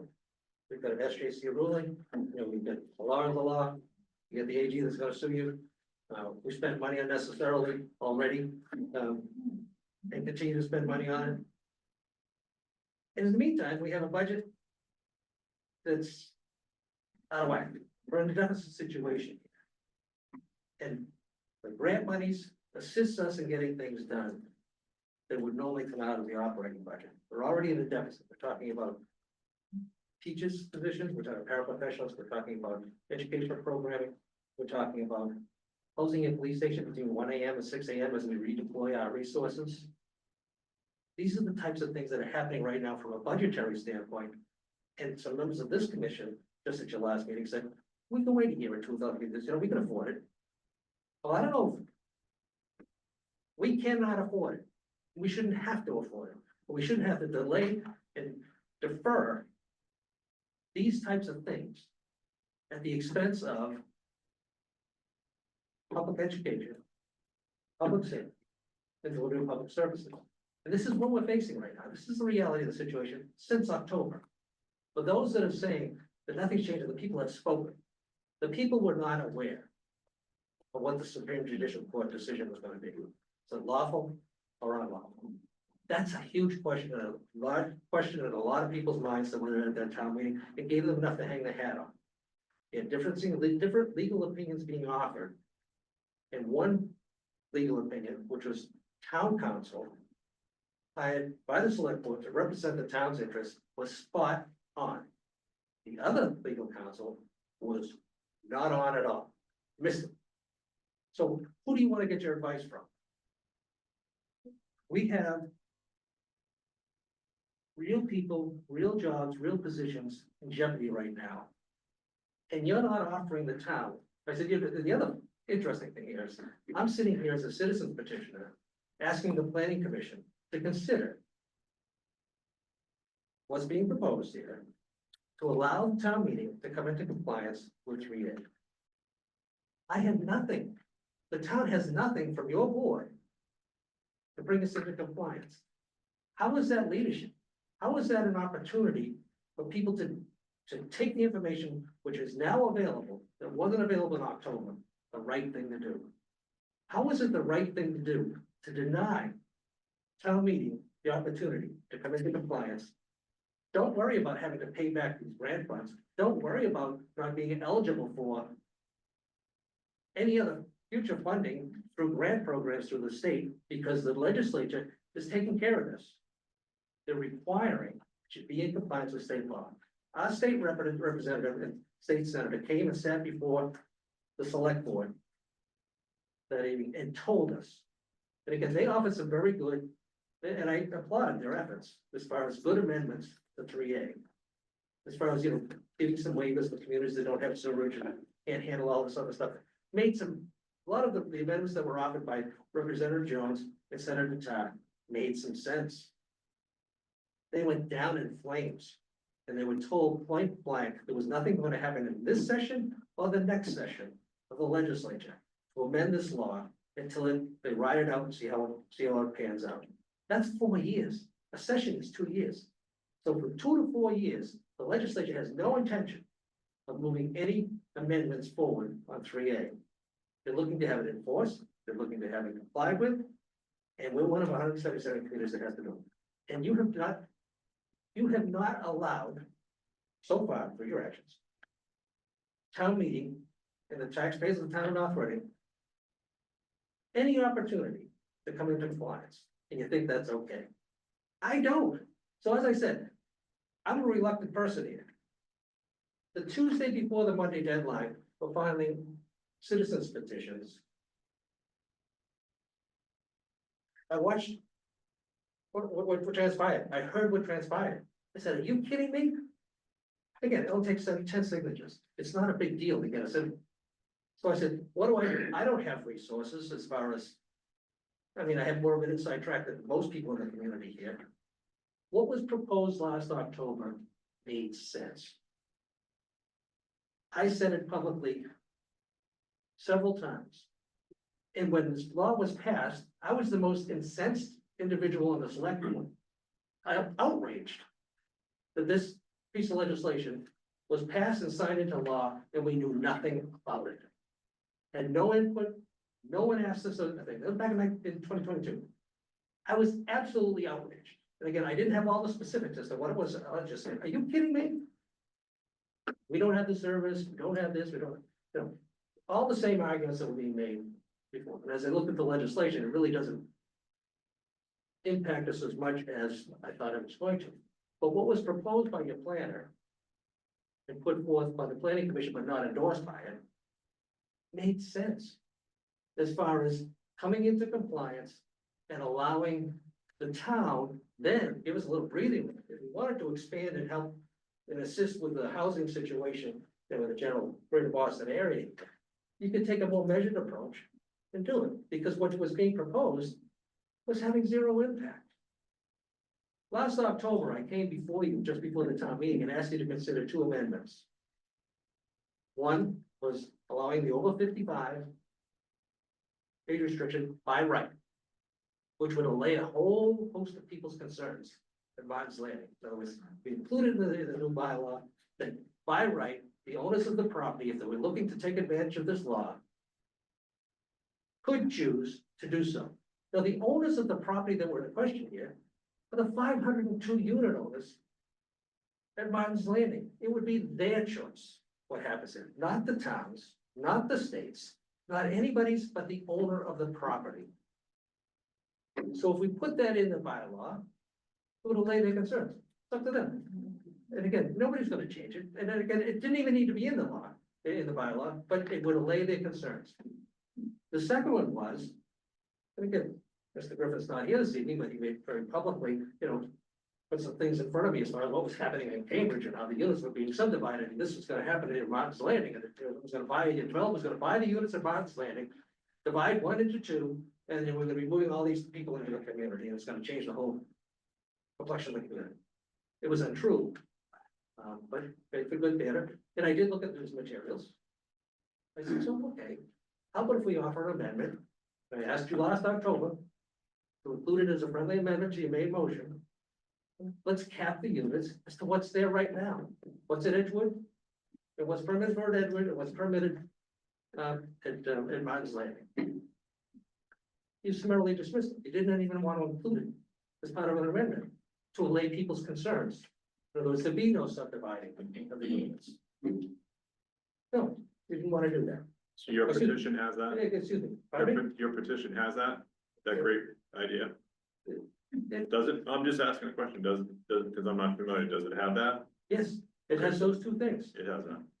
Over 55 by right. And And the having cap it unit. at 908 units, or whatever it is, 906, 908 units. Yes. So that nobody has to worry about any developer coming in and buying units in Martin's Landing, subdividing it, and put two families in this one. Not gonna happen. There can't be another building built, there can't be another story built on it. It's the total number of units that are there is the maximum, which far exceeds the 750. But the Community Act 3A is requiring of the town. We've got 906, 908 units there right now. It was only for 750, we're covered. And again, if the people at Martin's Landing collectively, 502 unit owners, decide that they want to do something else with their property, they have the right to do it. What's the likelihood of that gonna happen? Nothing. It's not gonna happen. And again, it was a good proposal to ensure that there wouldn't be a significant impact, virtually no impact, on the town of North Reading, and we could be in compliance. Now, as a housing advocate, is that good policy? No, it's good political policy from the town standpoint, it's good planning policy on the town's standpoint, as we take a more measured approach as to how we want to see our town develop moving forward. We would be in compliance, it would not impact any of the current owners there, it would not impact their rights other than expanding their rights to do something that they so choose to do if they want to. It's not forcing them to change anything. It's not forcing them to do anything with their property any different than what's being done now.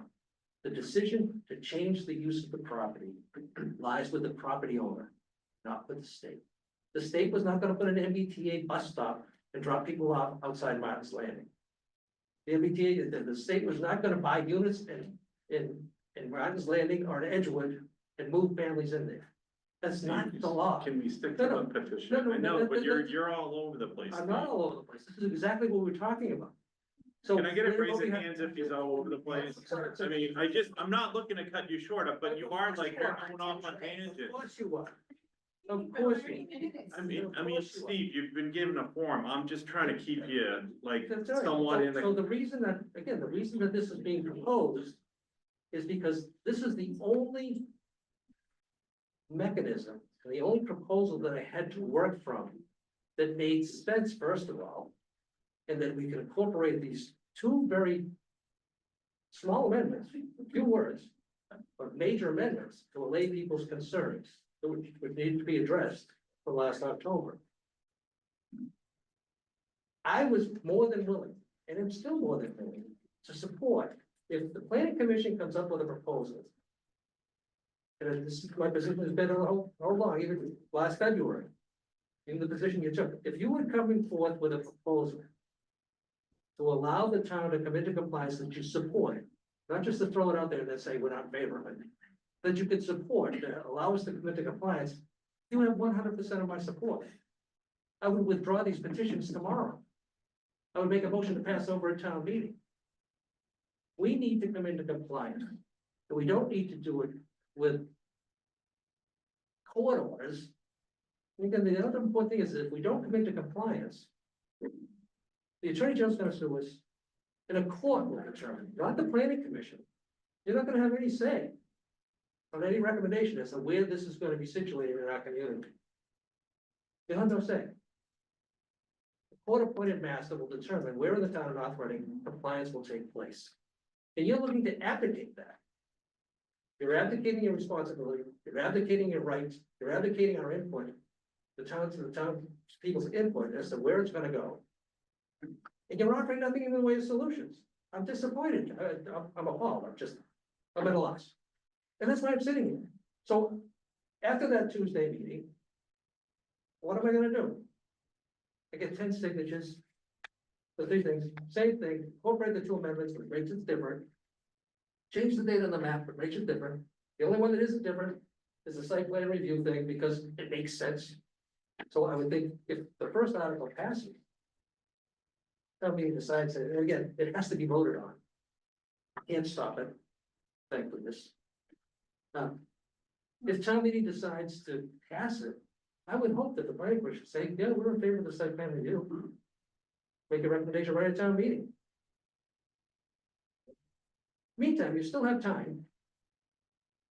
And again, I have to congratulate Mr. Pierce for taking a leadership role in trying to get to yes, and trying to give people an opportunity. The proposal for out on Main Street, it makes sense.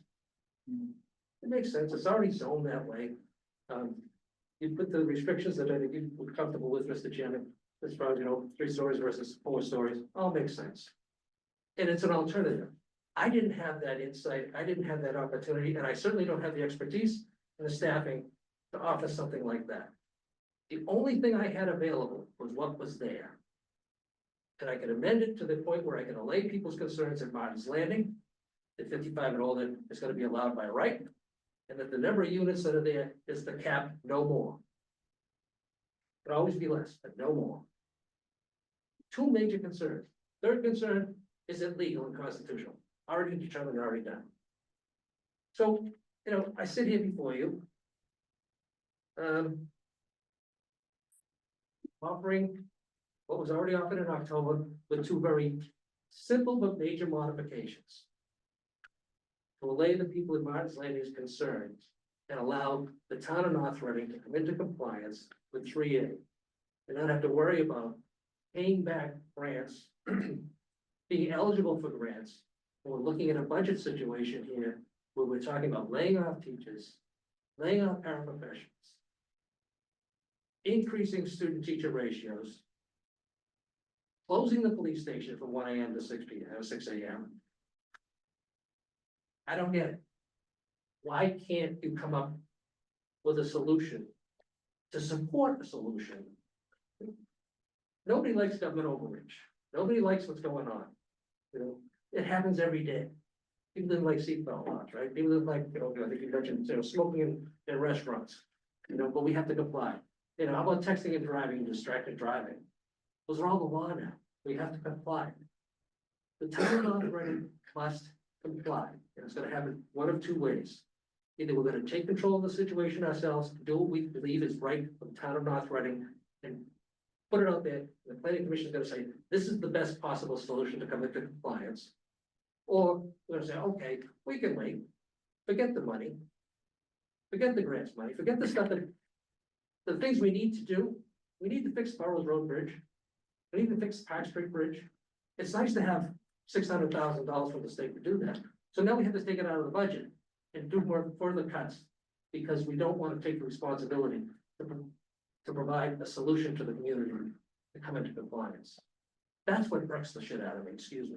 All right, So what's being offered to you is exactly what was proposed by you, but not necessarily supported, with two minor amendments for major changes to come into compliance. And if you have a better idea and a better solution like the ones you were talking about, but can't come to a conclusion on, bring it up.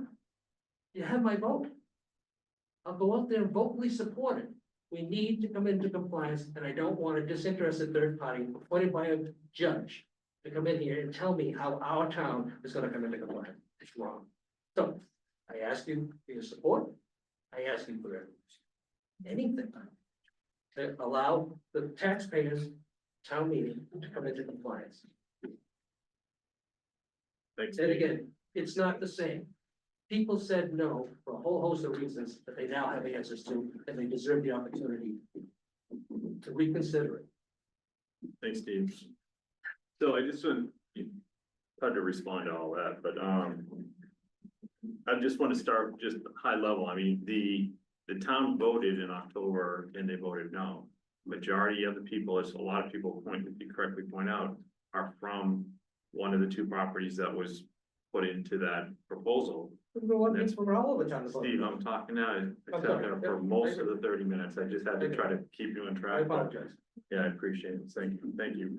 I know it's a heated thing, so, but they voted no, the town voted no, and that's how we do it. It's the way this democracy is supposed to work is not when you don't get the result you want, you just keep voting and voting until you get that result. I mean, there's a reason there's a 2-year wait if something gets voted down. There's a reason when the way to look at it is, for all the yes votes that we've gotten in our town meetings, are you saying like, well, we should vote on those again? That's not fair. That's not fair. That was a yes vote. I mean, you got 50% of the town that could have that position, and that would be a ridiculous position. So I don't think anyone's arguing that it got voted down in October.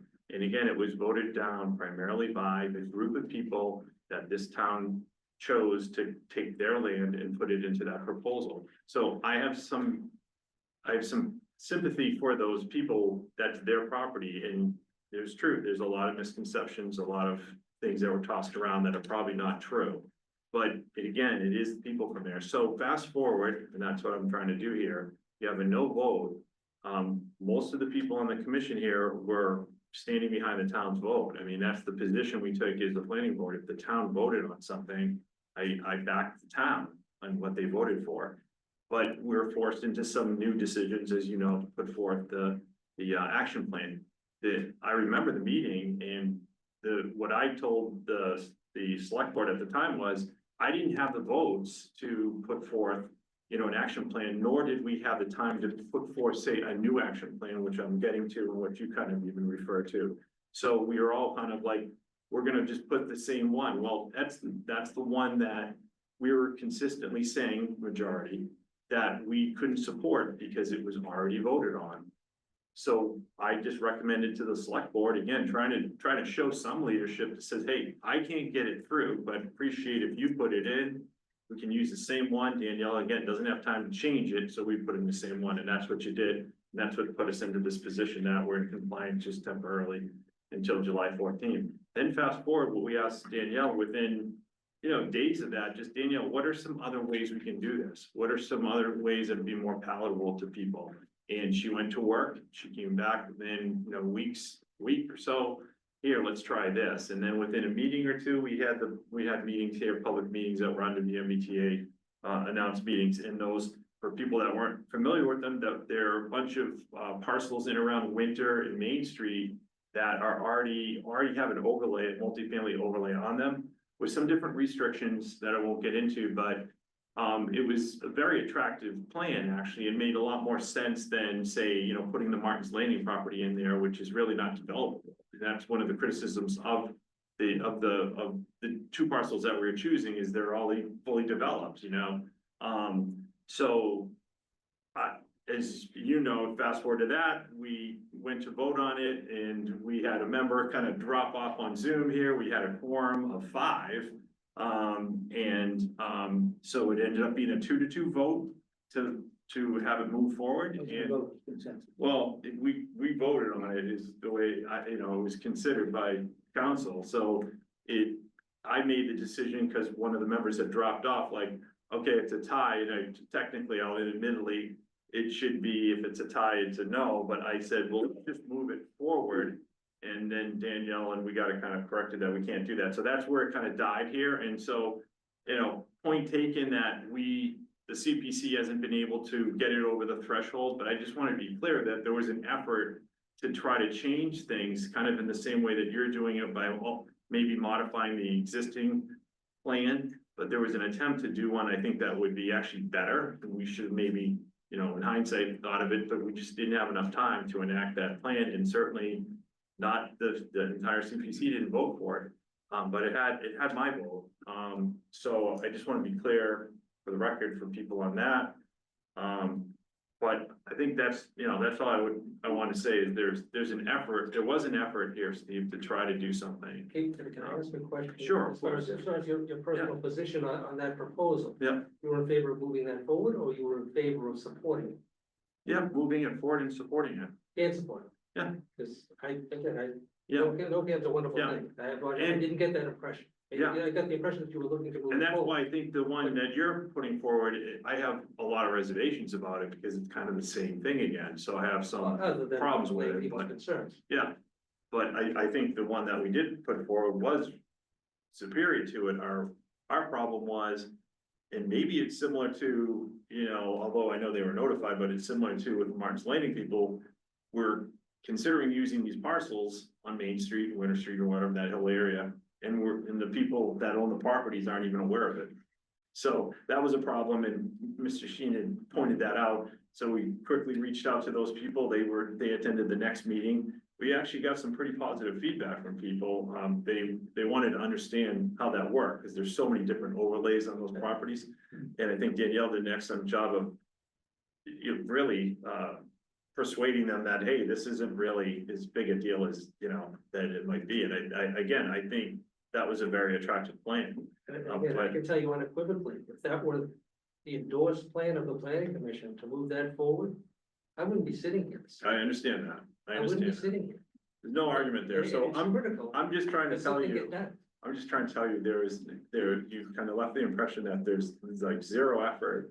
There's an effort. It's just that the way this works is, you have people elected to this commission, and if they don't vote for things, they don't vote for things. It's a no or yes, and that's just the way it works. There's no doubt. You do have to accept, Elections have I know- consequences. I Absolutely. agree. So, and I've come to that realization, and so, it's not from an effort or not trying. So how do we move forward to allow town meeting without an operating to come into compliance from the planning commission standpoint?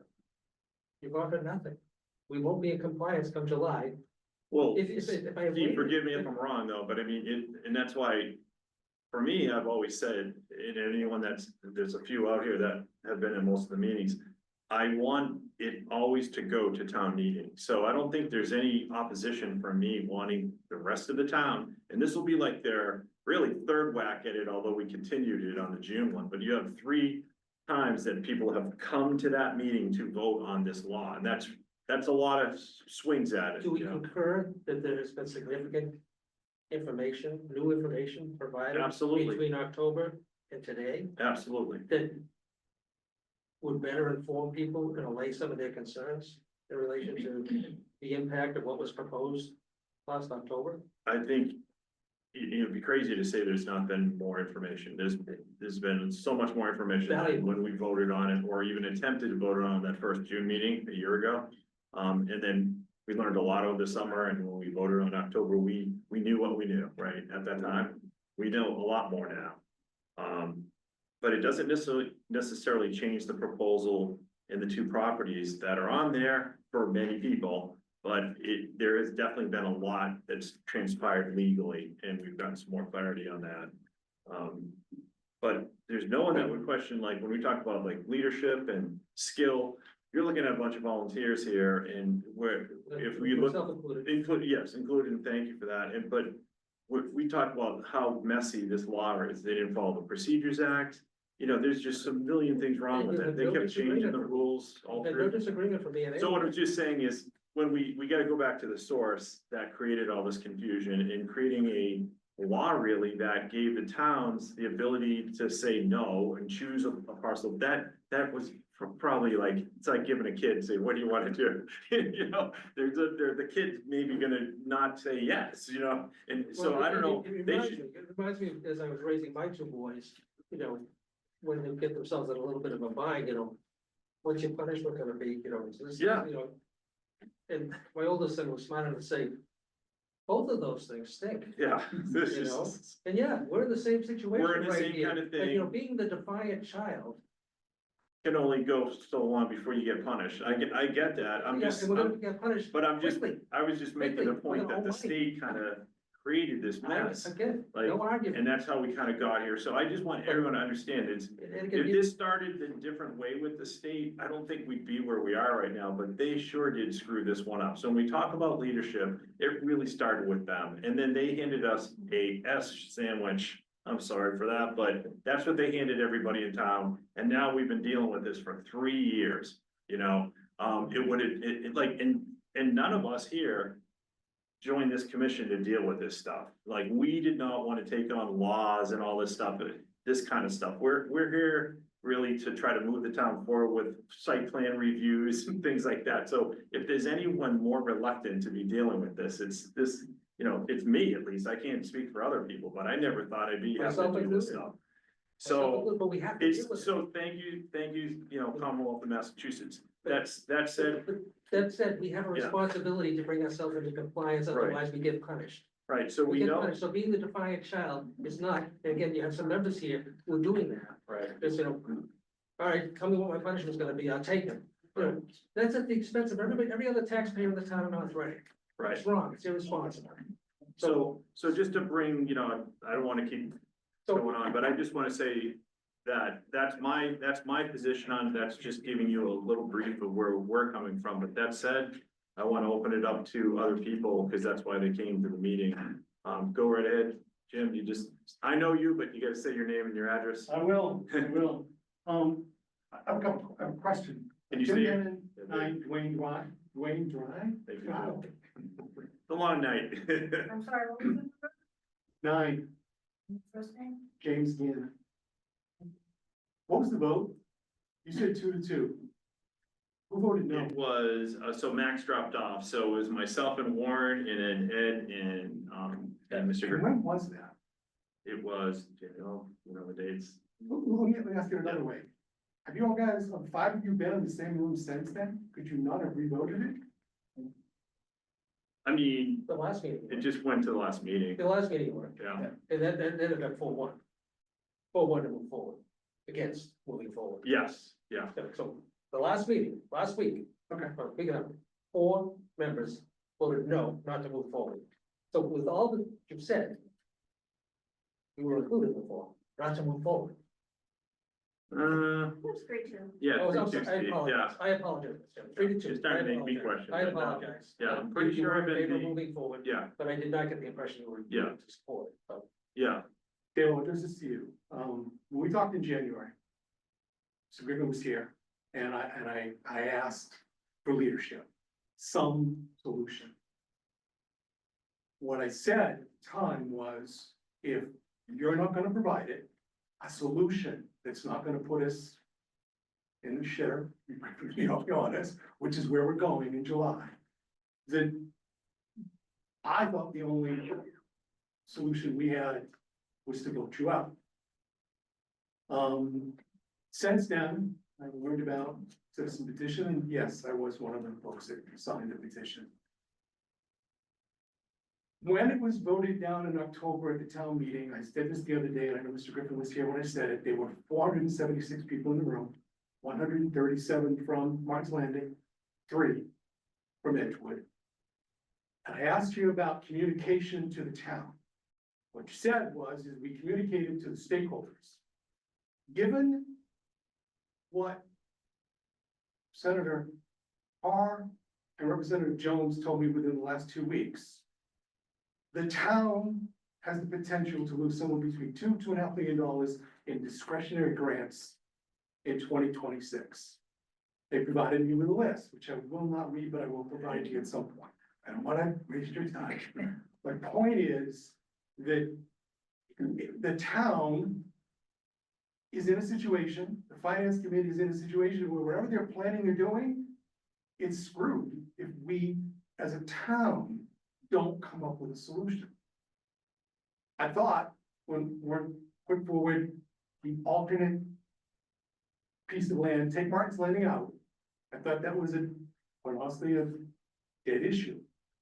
The fact that 3-2 or what, I wasn't here, I admit it, I don't understand the reasoning. I will go back and watch the video associated with it. Because it just seemed too reasonable at the time to not take Martin's Landing out.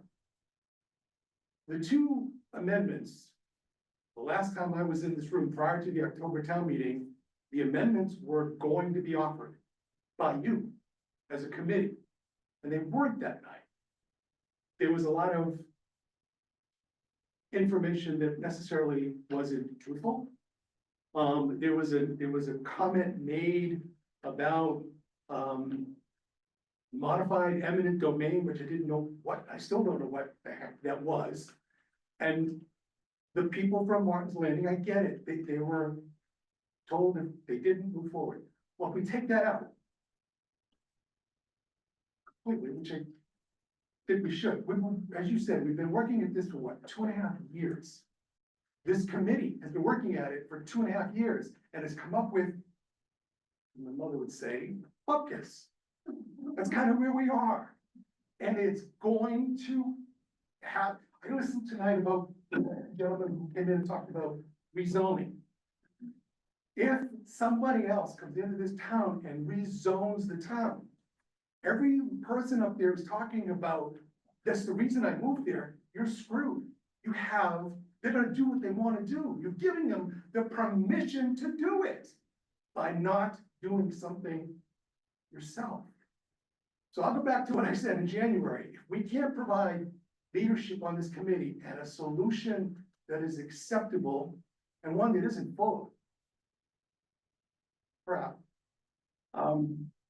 then we are screwed. And it is every single person in this town, every school. The people in Martin's Landing, they're talking about not providing firefighters and EMTs to provide you with services when you need them, because they can't afford it. And it's going to get worse because of that. And some of you are gonna die. You're gonna require an ambulance and it's not going to be there. And that seems to be acceptable, and that I do not understand. That's not true. Our public safety departments are very good and they will not let this town fail. I listened to the fire chief just the other night. And I listened to Mr. Steve say the other night, it is a public safety Our issue. public Mr. safety Gannon, officials will Jim. not let this. Sorry. Thank you, though. Yeah. I appreciate the comments. Amy interrupted. I understand. So you're chastising. Making No, I said order, I said. I don't have the gavel like Vincenzo does. Yeah, it's my fault. Yeah. So, I never used to go, I lost it. Thank you, Jim. I Anybody else? Anybody else in the room? We'll go to Zoom. Go ahead. Okay. Nancy Turbeldid, and I'm in Martin's Landing, but even if I wasn't in Martin's Landing, I would still oppose this law. And I want to read something, and it says here, the first town to sue the Commonwealth over the MBTA community's unfunded mandate law has reached an agreement with the state, excuse me. Middleborough describes its agreement as allowing Middleborough to retain local control in shaping the future housing needs of the town. So it looks like the state is willing to compromise. So why do we want to just say, oh, we'll capitulate? Why do we want to do that? What Middleborough did, they have a 40R district there, just like Edgewood is. We have one of the first 40Rs, if not the first 40R in the Commonwealth of Massachusetts, Yeah. North Reading. Right, 40R. We are including that in this district, which is exactly what Middleborough was doing. They did not do that in their original plan and in their original proposal. They did not propose. They were not in compliance. But they sued, the Hold on, what Middleborough did is they were allowed to expand their 40R. Expand. So they ended up complying, similar to what we did, Yeah. except they did it, instead of adding another property on, they expanded their 40R and they met the criteria. All right, So but they but capitulated. the state was willing to compromise and work with them. And again, I'm with you, take Martin's Landing out of the mix. And if you hadn't put us in the mix in the first place, we probably wouldn't be here right now. You know, But you did, you called us a cash cow. Not me. I didn't put it in. Somebody I put did- Martin's Landing in there. Anyway, Planning- take Martin's I did Landing not. out of the mix. Not me. And I'm gonna tell you right now, and I told you before. Council is incorrect. I work for a large financial corporation. I'm a paralegal. I work with attorneys, litigation attorneys, some of the sharpest minds in the state. And they have looked at that wording and have said, if they want to change the, over 55, they will, and they can. We do not want people coming into Martin's Landing and saying, oh, I'm gonna just have families in here now. That's not why we're there. I agree. I agree 100%. That's not what you said. That is Thank you, exactly what I Nancy. said. Let's not. But that's exactly what I said Thanks, from the Nancy. beginning. If this is going to harm anybody at Martin's Landing, I'd be standing with you. It does not. It does not. And the law doesn't call for that. It does. No, it does not. And the thing is, if it did, I'd be sitting and standing right with you. That's Well, not the take case. that. That's All right. not the Take case. that. And so what we did is in the proposal, it puts it in there as a right. It answers that question. It puts it in there as a right in the proposed zoning No, bylaw. it's a It was not included by the planning commission last October. And our request, we said, it should be in there. It was not put in there. And again, Just take it it is out. now in there. That it's allowed by right. Under the proposed zoning bylaw that's gonna come before you in June. To address your concerns. And again. Let's So just, I'm not disagreeing with you, I'm not arguing with you, other than it's being addressed. all right, let's just keep moving along here a little bit and let hear from other people if they do want to speak. Go ahead, Mr. Yu. Jeff Yule, 427 Park Street, North Reading. And 30 minutes plus of many words. You had 20 at the last meeting, Okay. I'm sorry. Guys, come on. Still not 30. Let's stay on point, everybody. So, and I didn't interrupt you, so please have some respect. I think we talked about Martin's Landing a lot here, okay, and the impact that they had. Mr. Gannon kind of alluded to it, but I'm gonna give you some statistics on the October meeting. I'm gonna tell you that, let me preface this with the hearing that we just had before. All right, rural, they wanted to keep that rural environment, they didn't want the changes in their community in that area. You heard many. I won't name their names, 1, 2, 3, 4, 5, 6, 7, 8, 9 people. More than 9 people stood up at this meeting, and they're all gone, most of them are gone now because of the gravity of conversation here. North Reading's a rural town, okay, and it's in your bylaw. They're supposed to be protecting the rural atmosphere of this community. All right, they want to keep it in their section of town, which they might consider as an oasis. I think they do, and I think that's great, okay? But they want to keep that way. They don't want it to be like the rest of North Reading. That was said, okay? But I want to get to town meeting, okay, October town meeting. All right, there were some accusations, but 26.9% came from Martin's Landing. Okay,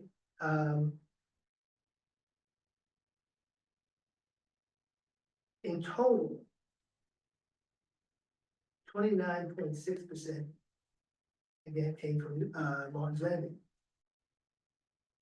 Of the town meeting attendees, 70.4%. just want to clarify, so of the town meeting attendees, Yeah, attendees, right, there were 476 attendees.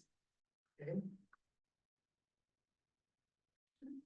332 voters, or 70.4%, were not from Martin's Landing.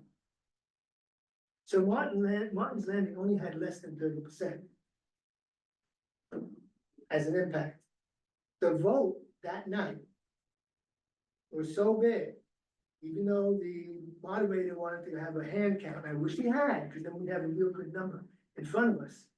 But even Steve said, no, I don't think it's gonna pass, just let it go, because the vote was so unanimous, okay? I think 70.4% were from the town, not from the condos, okay? They also threw up a political aspect to it, and they said, well, this is the, you know, what do they call us, crazy Republicans, okay? They threw in that, all right? So I looked at the party affiliation. 14% of that whole 476 people, 14% were Republicans. The rest was 22% Democrats and 63.4% unenrolled. That's 85.4% of this town voted against the MBTA Act. And clarify that. A good portion of that number voted against it. So when this comes to town meeting, think about what happened before at the previous hearing, and you think about what happened at town meeting, all right? The chances of this passing, whatever gimmick they have come up with, is not going to work, all right? Because we've been asked to vote on something. We've been asked to vote with the idea that if you vote on it and you say no, we're gonna penalize you. All right, so you have to vote yes. And that goes against the grain of most American people, and here in North Reading as well. And it happened in 1774. British Parliament passed the coercive acts, all right? The end result, you had the Tea Party. Home rule was established here in Massachusetts to protect us against big government. And now they want us to eliminate our home rule here in North Reading for the benefit of the state, because they want to throw in housing in this town. I'm with the leadership of the CPC. You've shown leadership in the sense that you made a vote, you made a decision, you listened to the government, you listened to different perspectives, not just one side. You were broad in the information that you investigated, okay? You were broad in that, okay? So, and I thank you for that, because you weren't closed on it, like the one side, okay? Just to let you know, KP Law happens to be defending 5 towns against the MBTA Act. Is that interesting? Okay, so I think that in closing here, that we have to understand that as with leadership comes responsibility and respect of the voters. And the voters said no, and they will say no again. in June. Thank you. Yes, you know. Anybody else want to, in the room?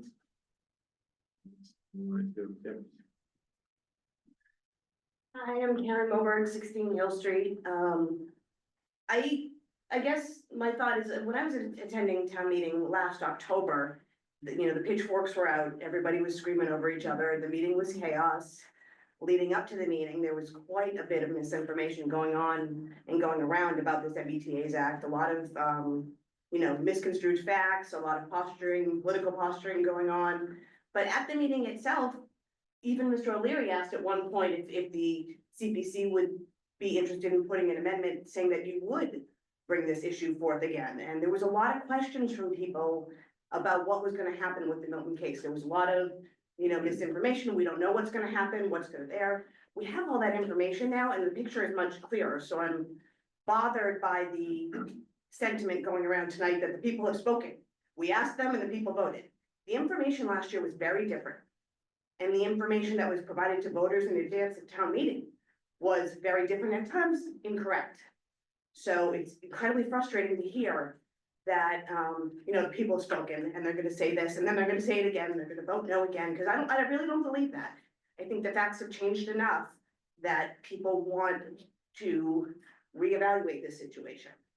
And from a, procedural standpoint, I appreciate what Mr. O'Leary did because, no offense, you guys missed your deadline. There was a point where stuff has to go on the warrant and that didn't happen. The CPC didn't do their job. So come July, there's not going to be compliance because there was nothing on the warrant. Mr. O'Leary did this.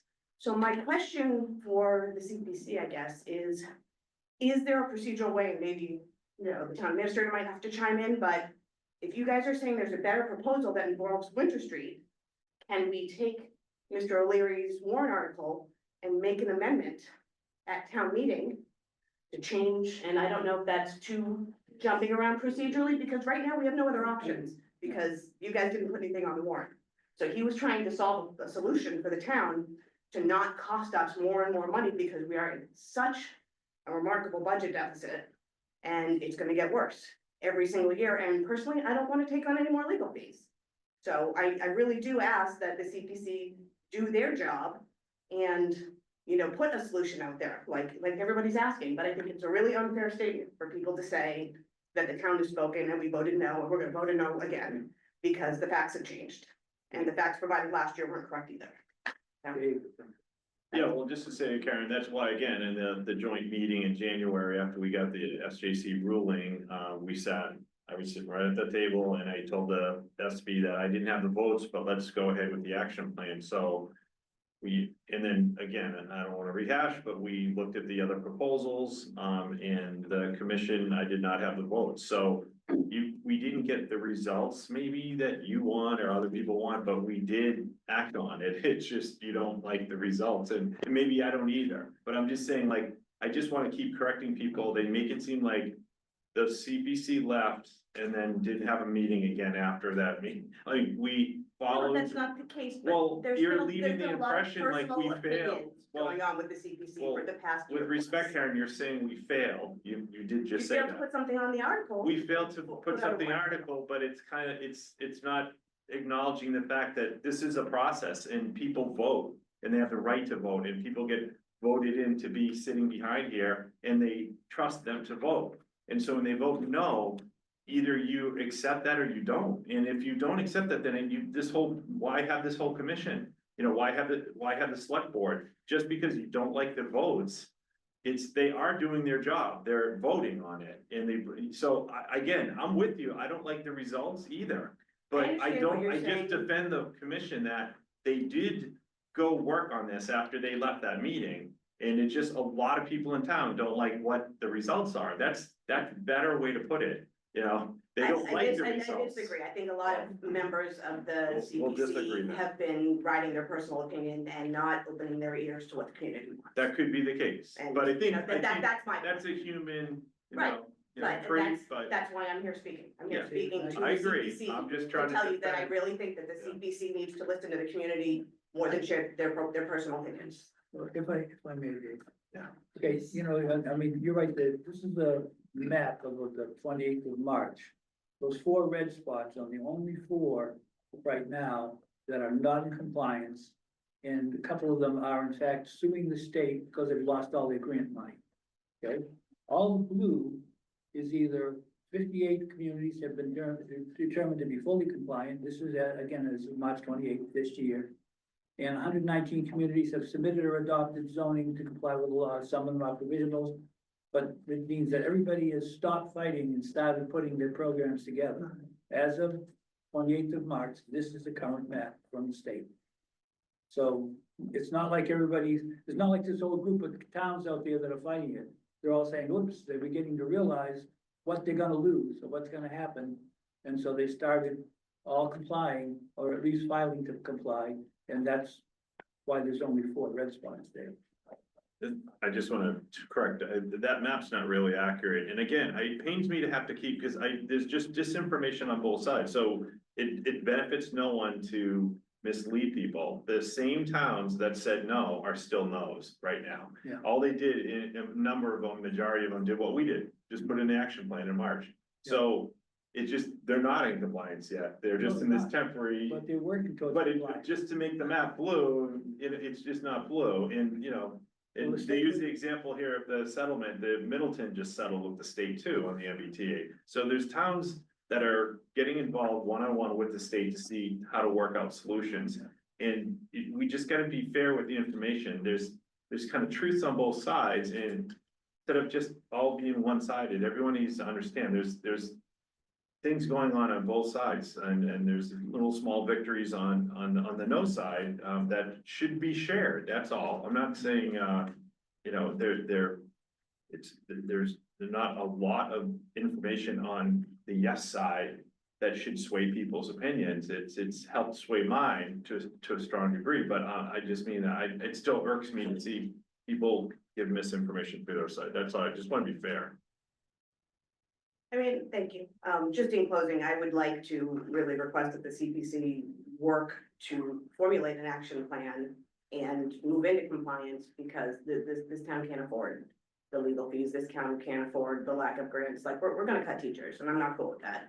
It's not fair. I'd rather keep the teachers and, you know, kind of cower a bit to the state, you know, as opposed to But just everybody to be feeling. fair, Karen, the cutting of the teachers is because the town, the entire town, not 30 people at a town meeting voted to not No, I override. understand, and I'm well But aware, don't but conflate the two, because the hiring of teachers is a bigger, you know, my bigger point issue. being is that I that's just going to, wanna- I understand, that's going to be a continuing issue. This year, Oh, we're cutting absolutely. teachers because of Budget a in budget general, deficit. and Mr. So when O'Leary we go to pointed move out. on to our budget next year. Yeah. We're gonna potentially have increased legal fees or lack of Yeah. grant funding, and then are we gonna be cutting more teachers? Are we Yeah. gonna be cutting town hall staff? I don't know that. I'm not trying to fearmonger this, but Yeah. members of this community need to be very aware about the deficit that this town has, and we need to start making intelligent decisions as opposed to, you know, fighting politically amongst ourselves. Thank you. Thank you. So,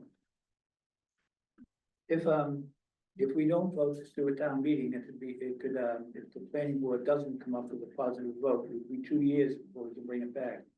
Which means that it's not just the 1 year of grants that we're looking at right now. It's the whole 2 years of grants and anything that might go beyond that. So it can, and then of course, we haven't really tried to calculate out what the legal fees are gonna cost.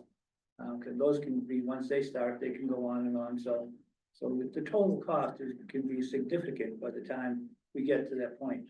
To where But we is that, I just want to be clear too, is that correct though? I thought the town can vote on it in June, right? The town can vote on the main article, the one Yeah. involving Lowell Road, because of the changes that were made. That's how we were advised by town council. So it's not a repeat petition anymore because it's not Right. identical. The one petition that is identical is the one pertaining to site plan review Right, language. Without a positive recommendation from the CPC, town meeting should not vote on that.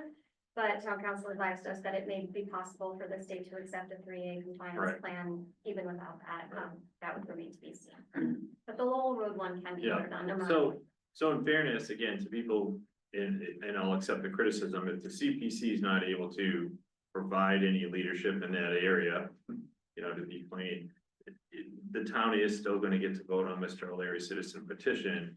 And I think in the end, that is kind of, you know, what It's you're, a state of affairs. yeah, that's, but that's. It's a sad state of affairs. It's a sad state of- Citizens petition come into compliance.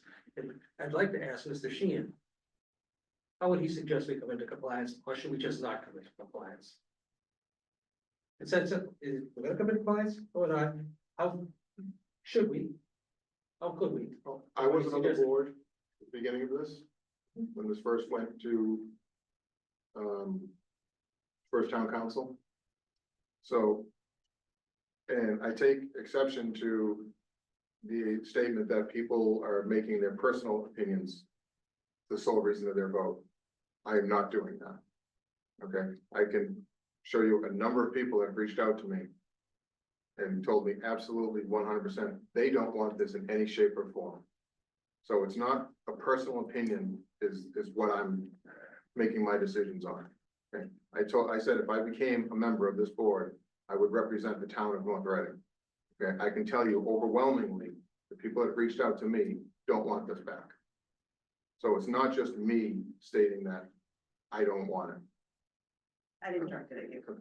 Well, no, I'm not saying you directed it at me, but you said people on this board are making their personal political opinions the basis of their vote, and that is not my basis of my vote. Members of the board are. Well, you can I didn't dispute say it that. was you. I didn't say you did, but you made a statement that people are Order. voting based on that. Yeah. Okay, and I am not, did not base my vote on that. Okay. As far as how to come into compliance, that's up to, I mean, this may come up, this is obviously gonna come up to a vote in June. The town can decide again if they want to come into compliance or But not. you haven't offered any plan to come into compliance. You remember the planning commission? Your job isn't just to follow public opinion. Your job is to help formulate, it's just to help formulate. I'm public aware of opinion. You know, you volunteered to put the time and the effort in, like Mr. Pierce and Mr. Rutland, to put the time and the effort in to help formulate public opinion, not just follow. You're gonna hear from both sides. You're gonna hear from people who are rabid about whatever the issue is gonna be. I'm gonna hear about traffic, you know. It's too expensive and it doesn't get picked up on time. You know, so It was it- voted my- on, my it was job voted isn't down. to, my job is to, and maybe I see it differently, it's not necessarily follow it, but to help formulate it. Take the time and the effort to formulate it and offer some proposals to come into compliance, or stand your ground and say, you know, I'm gonna be the defiant. Steve, in fairness, I think though, you know, in fairness, I think that's what the members are doing, just like you might feel strongly about something and that's in front of the board. You're gonna stand your ground, and I think that's all some of the members are doing. Well, I mean, you listen to reason, I'm not saying they're not listening, but they have an opinion, and again, I might not always agree with it, I but. don't know what his opinion is. Well, I haven't heard. it's demonstrated by the votes, I think that's. Yeah, my opinion is, I think. His it's vote, time you're the looking town for a voted different against vote, it, Steve. And people are coming to me and making it clear they don't want it to come back. I mean, if this goes, Put your phone number out there, we'll have 40 people call you if this tonight. goes, if this goes You again. know, we'll have 40 people call you tonight. So if Does this that goes change your again, mind? if this goes again, to vote in June and it gets voted down, Yeah. are you gonna come back 2 weeks later and want another vote? I hope you come back with a One, solution. Everybody, I'm just not a saying little that. I'm order, saying little if the order town here. vote- If the town council votes no, town meeting votes no, and you lose again, I feel better are about it you then because gonna wanna come back another the vote? I mean, whole is idea this ever about gonna this end at is that some they point? could make a better informed decision based upon the information that they have between October and today, which is a huge amount of information, to make a better informed decision. If they decide not to move forward with it, at least it was a conscious decision based on facts and based upon the information they have in relation to. It's a legal law that needs to be complied with, and you're choosing to ignore that. That's okay. I'm okay with that. You know, this is what some people don't understand about me. I'm okay with people being defiant. I'm okay with people voting on principle. I'm okay, but just understand the consequences of the decision. Make a well-informed People decision. understood consequences when they voted the first time. They No, knew, did not. They did not have. people knew there were grants at stake. when they voted the first time. There was no Let's, decision guys, from let's the Supreme just Judicial reel it in. Court. Amy, go ahead. Let your- Amy, you're recognized. Be quiet, please. Warren touched it. First of all, let me say one thing first about Warren's map, the blue map. I'm sorry, Those- what's your name? Amy Sonia, 24 Faircrest Drive. Those towns are all blue. some of them, because they're in the same position North Reading is, they submitted the same thing we did, and they're still fighting against it. So they're not blue because they're working into compliance, they're blue because their towns haven't voted, but they submitted the same thing we submitted. Correct? That's what I just pointed Okay, out. I just want to No, reiterate, you're correct. that's what everybody understands. I just wanted to be Because fair, there and is a that's, misconception. yeah, that's, Um, yeah. I don't know if this is the My, same action. my or different. second thing is Lauren touched on the 2-year thing. I thought that that was if the planning board didn't vote to bring it back. So you And could that's come if it's together, the same though, Amy. but you So could it's come not, together and vote to bring it back to town meeting, correct or no? correct? Yeah, Okay, so it doesn't have to wait 2 years if this gets voted down. Correct. I just want to confirm yeah, that. Thank you. thanks, Amy. Who else? Yeah, So so- Lisa first, and then you back to Jim, thanks.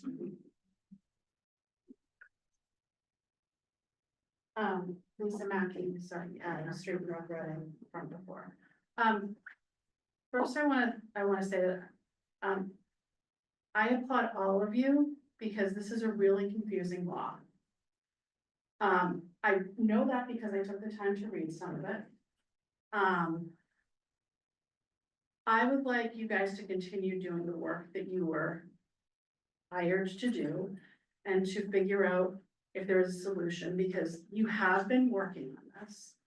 I think to say that people are taking a stand have you actually taken the time to read the law?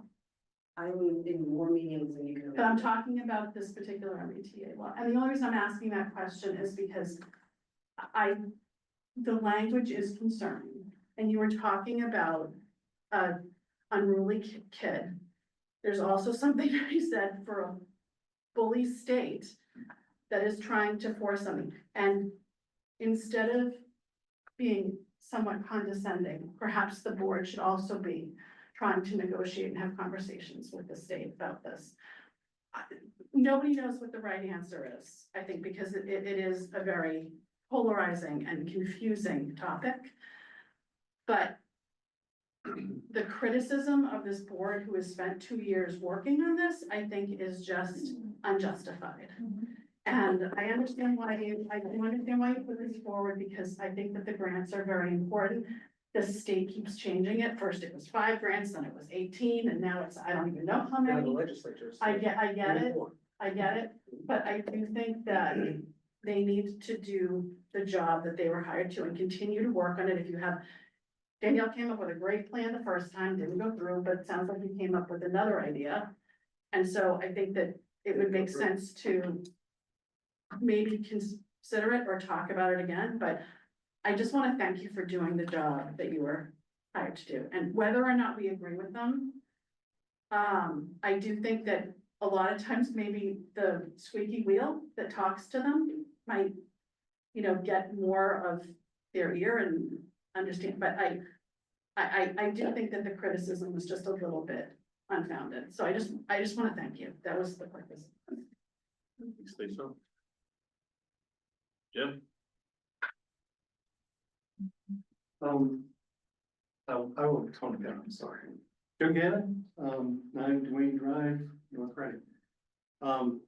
Warren, back in January,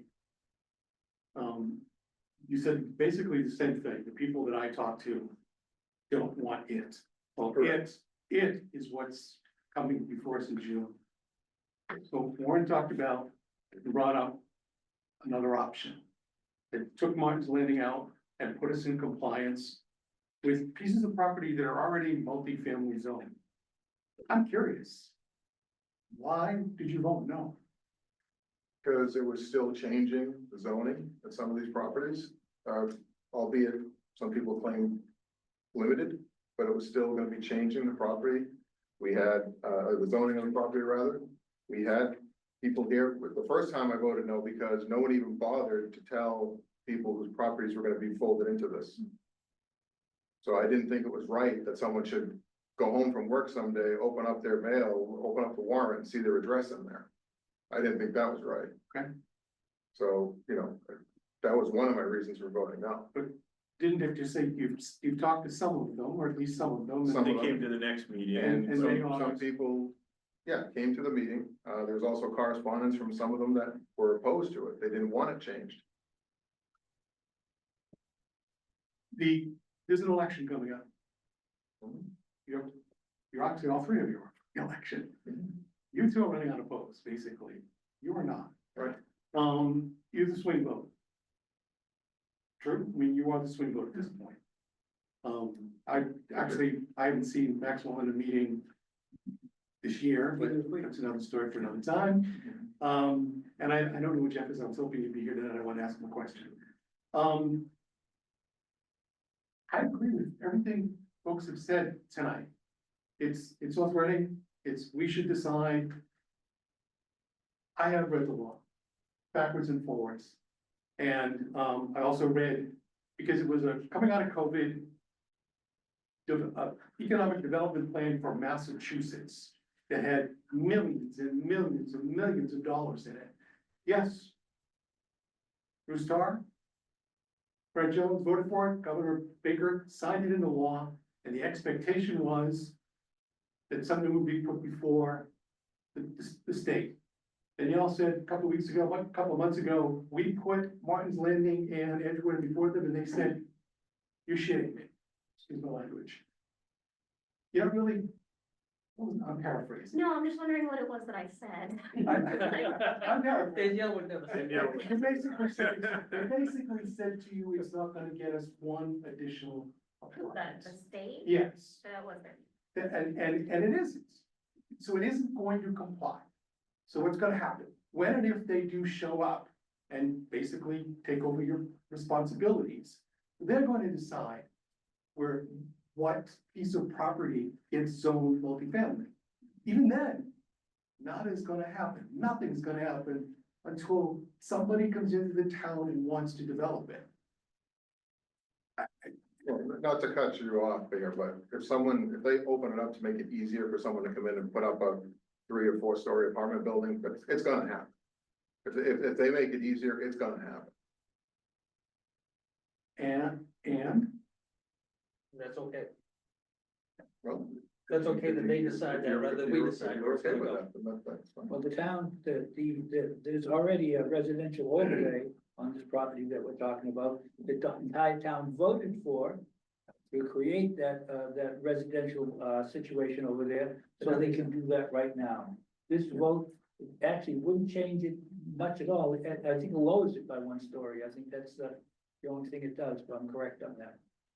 If we put this overlay in place of the one that's there. So. I'll do this and I'll sit down. I don't, personally, I don't know whether the folks in Martin's Landing, their concerns are valid or not.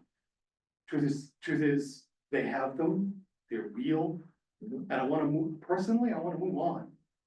And leave them alone. They moved into the town and they bought their pieces of property and they wanna live here. So when it was recommended and when I also heard that they're already zoned. Okay, so some developer may come in, they can come in today and do it. They may come in the future. What's the difference? Just because I don't, that's what I don't get, that's what I don't comprehend. Well, part of it is changing the zoning, because right now the overlay, as I understand it, if someone wants to build today, they need to incorporate commercial space into it. And commercial space along that. So if we change that, you'd be okay? If we took that component out? I'm not gonna answer hypotheticals right now. I'd have to see what it is. So This overlay zoning that would take that out. it would take it out. Yeah. It would have to take it out in order to, if the goal is to comply with 3A, we would not be allowed to require a commercial component Right. anymore. We would allow. No, my point is right now, It you're doesn't asking deny it. why aren't people building it? They're not building it. It was discussed or assumed that because Guys, they don't wanna I build it apologize. because there is commercial requirements. If you take that requirement out, it's more likely they're gonna come in and build. They're going to do it anyway. Well, At they some haven't done it point, yet. at some point, they're going Those to, properties are out there, and as they say, the overlay's already been there to do it, and it hasn't happened yet. And most people are assuming it's because of the commercial requirement of it. If you take that out, then that's gonna make it more likely to be developed. Dave, this is not personal, and it wasn't personal in January, when I said either this group leads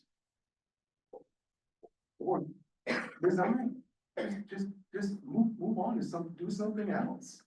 I'll stop there. Thank you. Thanks. Steel. Yeah, I'm gonna keep this as short as I can. I don't wanna be verbose. But the things, when I put things together and I try to figure out the legitimacy of what somebody's saying, okay?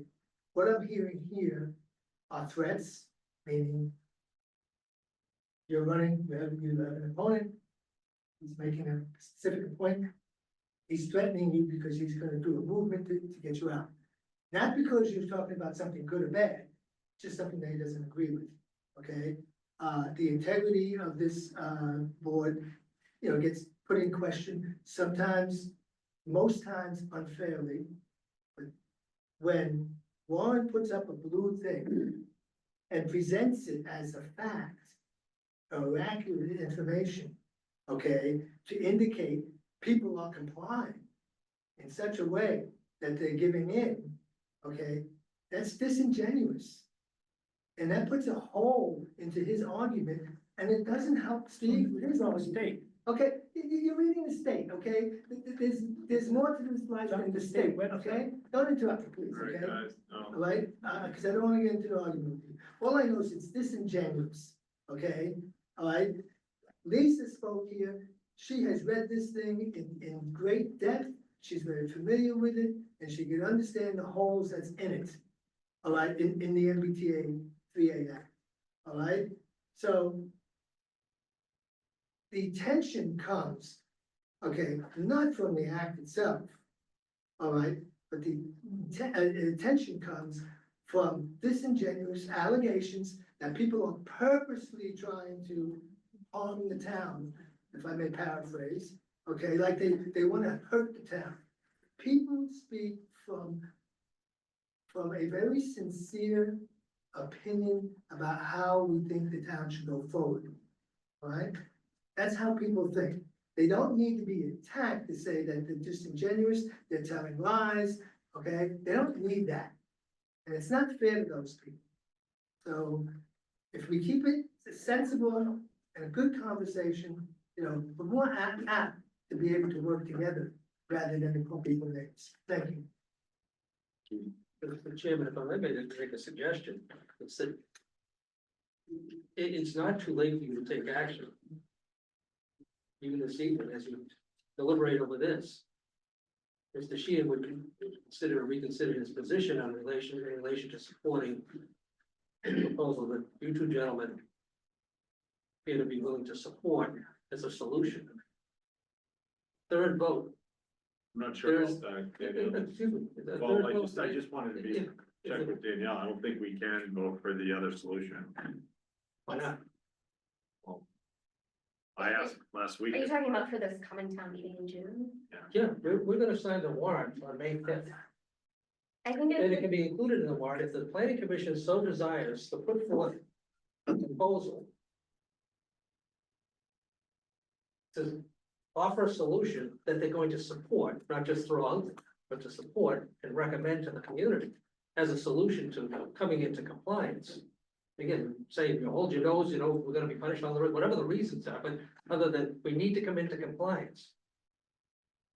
You can vote, three of you, because I don't, Mr. Griffin is not gonna vote for it. I had a private conversation with him and he said it publicly. He's a no. I have no idea what Max is gonna do. I don't think anybody does. Nobody does. So, but the three of you, and you do become the swing vote. You do become the critical vote as far as providing a solution to the community to come into compliance. And as I said at the beginning of my statement, I'm here reluctantly. If the planning commission were to put forth a proposal that you're going to recommend as a solution to come into compliance, not just put it out there and then say, but we're not in favor of it, that's different. But come out there and say, this is the solution, we need to come into compliance, and the only alternative is someone else is gonna come in here and tell us what to do. This is what we think we should be doing. Help formulate public opinion, you know, then do it. and I'll be happy to make a motion to pass over my articles. I don't care what the solution is. I don't care what it is. I think the proposal that was coming forth makes an awful lot of sense. You know, makes an awful lot of sense, but I didn't have the requisite information to put anything like that forward. So what? I have to turn to you, because the other two aren't here. But I have to turn to you and say, all right, you've heard from people. You've also heard the facts as to what they are. We must come into compliance. But we have until July to do it. And you have two potential solutions here, you know, and you don't like either one of them. Well, what's the alternative? Do what some of the other towns have done and trying to kind of negotiate with the state. We have been negotiating. Our planner has talked with the state and had convinced them that what was originally proposed, which doesn't build one more unit of housing necessarily at all. And they didn't like the idea, but they said it is compliant. Based upon the interpretation of the law, it is in compliance. All right, if we passed it, we'd be in compliance, we wouldn't be having this conversation. So we have been negotiating. Danielle has done a yeoman's work as far as that, and in order of time and effort, It's not a lot of work, you know, but and again, I think the negotiation you're talking about is different from the one I'm talking about. But these towns that, you know, sued and lost, then entered into negotiations with the state. right, and they still had to comply, and it's what Middleborough did, was they just took what they had and expanded it. They still had to come into compliance. It was in the least painful manner that they could, without disrupting other neighborhoods, without disrupting other areas of town, without having a disinterested third party from a court-appointed judge, appointed by a judge, come in and say, let me see your map. This is where it's gonna be. So I'm asking you to be part of the solution now to avoid what's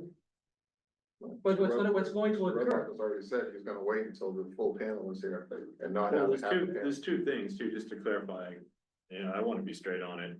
There's the vote to support the three different petitions, and there's the one that you're raising, which is the one that didn't get through to us, which I think is a better, you know. I'm not disagreeing with you. Yeah, I'm not disagreeing, that's a better solution, what I just want to be clear, but I'm asking Mr. Sheehan to consider it, reconsider it. which one, The one with number Pre- 62, the more recent. the more recent Yeah, well, iteration that So, made an awful so lot of on sense. that, just let's pause for a moment and with Danielle, like, again, we kind of had this conversation the last meeting, like, there was not a pathway for that. I think And I'm not saying you're the ultimate, but you said, I don't think so, and we kind of left it there, you know. what we asked town council was whether having, the 2-2 vote, that didn't support it, whether that was enough to have the CPC act as the sponsor and submit it for inclusion in the warrant by the select board's deadline for the closing of the warrant. That was a no, we were not permitted Permitted, to yeah. do that, or not recommended that we do that.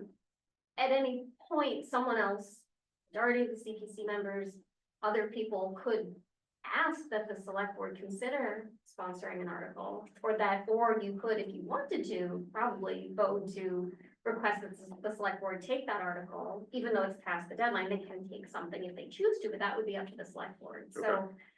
I think it's a possibility, I would say but it's up to both. it would be a strong possibility, I'm just knowing the cast of characters that I sit with, including myself, that if the planning commission, majority of the planning commission, was putting forth a proposal that the majority of the planning commission is recommending as a solution, it would be included in the June town meeting warrant.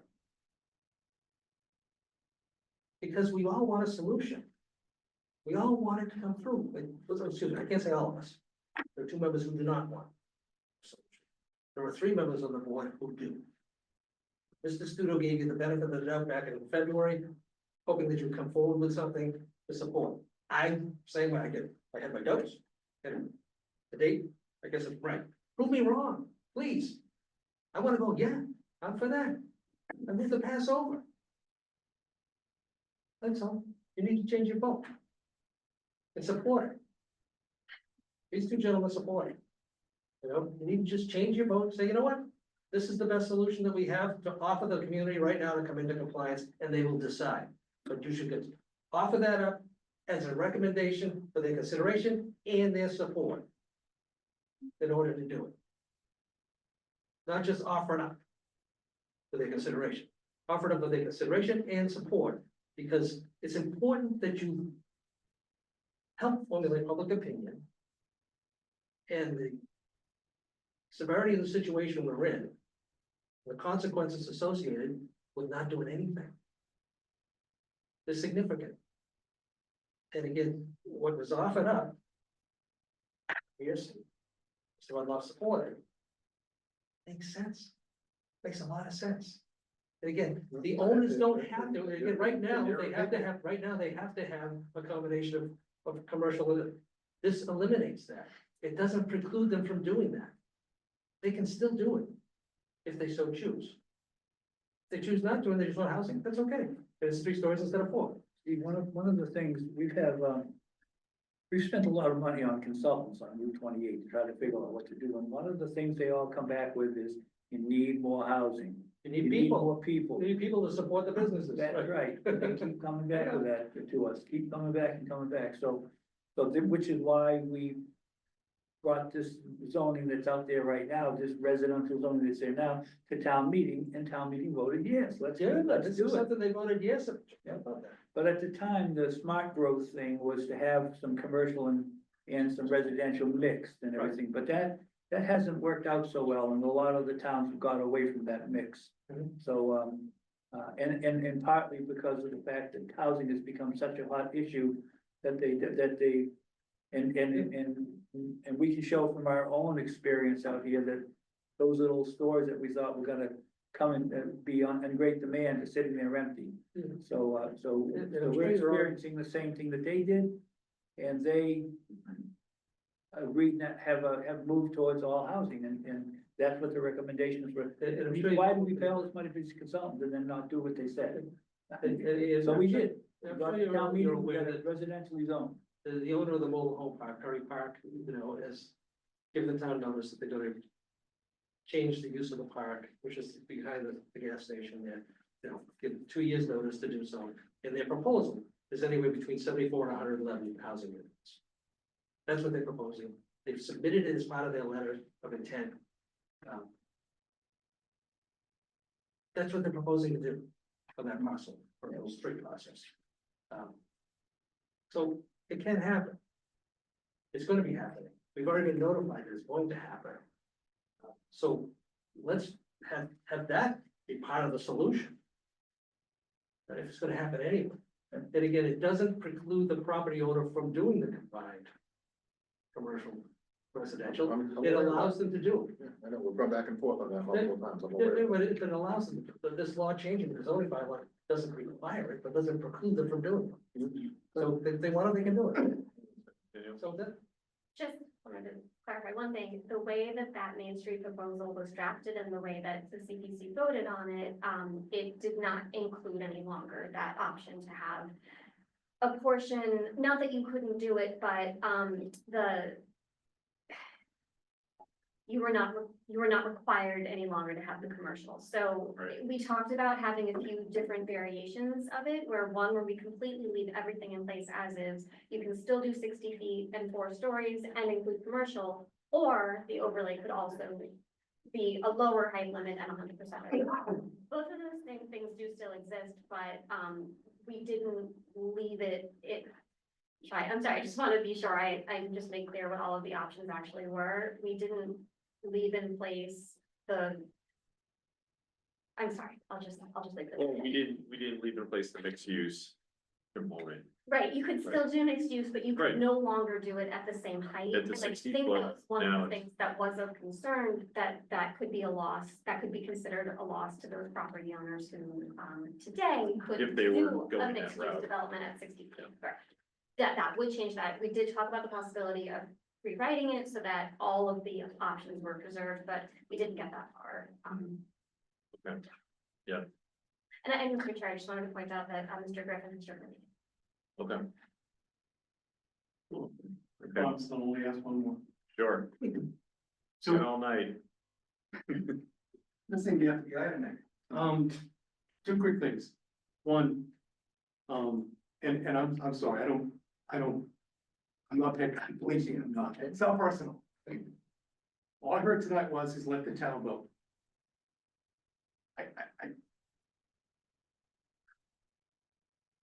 Again, I signed the petition only because it was the only solution to keep us from getting screwed. There's another solution, and it really does, unfortunately, for you, it kind of lies with you. And it's not a threat, believe me, it's not. What I'd like to see is some agreement that the town will get to vote on another alternative. In July, or June, excuse me, June. As Steve said, if there is another alternative, that one will go away. So whatever it takes, and that was the question in January is, the folks you talk to, what would it take to convince them? The people that are talking to me are saying, we've already voted on it, we're done, we don't want it coming back. No, they voted on something that's not, what they're telling me. they voted on the law is the law. They voted on that piece of property. If that goes away, then they haven't voted on anything. True?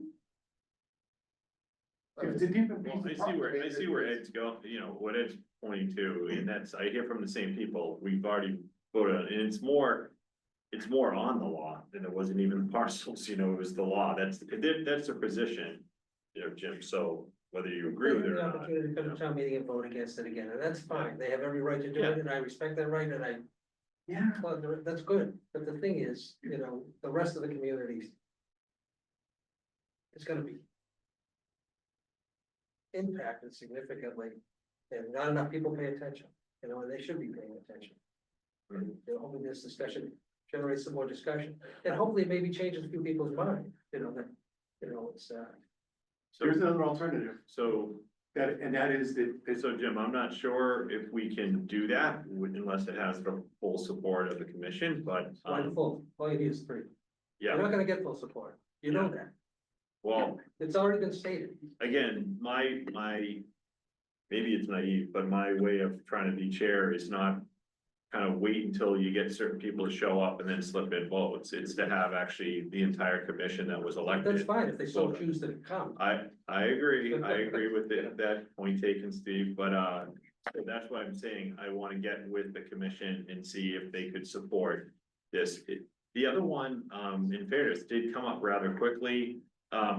Ed's first initial, because we went for a vote on the first time, because we knew we were under the gun, and Ed held it up, but I actually agreed with him, after going where it was, we hadn't notified anybody. And I said, whoa, okay, hold horses. So we went to the next meeting, and I thought that was the prudent thing to do. Danielle jumped right on it, did it, they showed up at that meeting. Again, so everything's been bam, bam, bam. What I could make sure I commit to everybody is we'll try to get everybody together to see, guys, are you sure? And make sure everyone, if they maybe had a change of position, we can do another vote. That would be the only instance where you'd see that one come about, but again, the other one, the petition that's in front of us right now through, Mr. O'Leary will get voted on. If there's any, again, that's one positive for people that are looking for that vote, it is gonna get voted on. so when Nancy Wolf asked you if all we had to do is bring a truckload of people to the next meeting, the answer that night, again, this goes back to January, was, yep, probably. And that's not. There is, and I don't. Remember, those truckload of people you talk about are North Reading residents, so if they don't wanna show up, that's on them, Jim, you know what I mean? So bring a truckload of residents. Absolutely right. You know? But I went back and read all the articles in the newspaper and so on and so forth, and I don't think most people had an idea that it really impacted more than the $51 it was gonna cost us per year. Yeah, but again, That's not the case. So Jim, it got continued from a June meeting that everyone was very well aware. And so everyone was aware it was coming into October, so it's not one of these things where that town meeting snuck off on people. if they didn't show up at that October town meeting, As I said in January, shame on them. I agree. Right. Absolutely agree. But- One more question. Yeah. One more question, and it's really for anyone who has an answer. Can we not bring something to the floor in June? I have no idea, that's a. The chair? Yeah, hang on, Jeff, I think that's you, right? It is, yep, yep. Hang on. Jeff, hang on 1 second, because we're just had a question on the floor here, I just want to get our town administrator opportunity, Mike? This is Chairman Michael Gilberto, Town Administrator. Thanks, Mike. To answer the question, an amendment could be offered to modify warrant article, an article that's printed in the warrant, but only to the extent that it's within the four corners of what was submitted. So we're talking about zoning in one area and modifying it to an entirely different area. The moderator may rule that that's not within the four corners. I could see that scenario happening. If you wanted to provide an opportunity on a specific zoning article in a different area, it would likely to be on the warrant when it's printed, signed by the select board. They would need to have sponsors, which could be a board that would need the majority of the warrant. So hopefully that provides some clarity. It does. on that. It does, thank you. So Steve, is there any other, is there any possible deadline, that, window, I should say, that is still Again, available? I would have to defer to the town administrator as far as, I mean, Danielle pretty much has the proposal as you. No, I agree, You're yeah, pretty much done. yeah, And that, if you call it an through action plan, Danielle, right? I mean, notify the that's- town administrator, I you know, do. that through a majority vote of the planning commission, you'd like it included as an article for consideration, support, and sponsored by the planning commission. I have never, in all the years I've been sitting on the board, seen a select board deny an elected or appointed board committee or commission access to the warrant. So long as it was within the time frame, and you have time. Not a lot of time. Okay, so we'll Again, just, you worry about looking under the gun, you're still under the gun. So we'll just kinda You leave- have an opportunity to still sponsor an article and support, and again. For me, if you're gonna sponsor it, you're supporting it. That wasn't the case last night. Yeah. If you're gonna sponsor it, you need to support it. And you got my vote. Yeah. If this goes away, as far as I'm concerned, now, tell me how to vote to pass over it, but I would strongly recommend it. This, we need a Mike solution. has a follow-up, right, Mike? Just a Yeah, couple of please. things, so, Yeah. so first, the select board will be asked to sign the warrant on Monday, May 5th. So any article that is going to go on the warrant would need to be on that draft to be approved. Secondly, there was a deadline, it's defined by charter. It has passed, that does not preclude the select board from making a determination that it's going to allow a warrant article to come in late and be added. So that would need to be a decision for the select board. If I may, just a couple of other related points. The first, I know Danielle has been sort of identified by name again here as the author of these articles, but I believe she did so at the direction of the planning Correct. commission. So I just wanted to be clear that it's not Danielle on her own Yeah. creating this. This was done under your direction, I believe. Point taken. And more for everybody else in the room who doesn't know that, I know you all know that.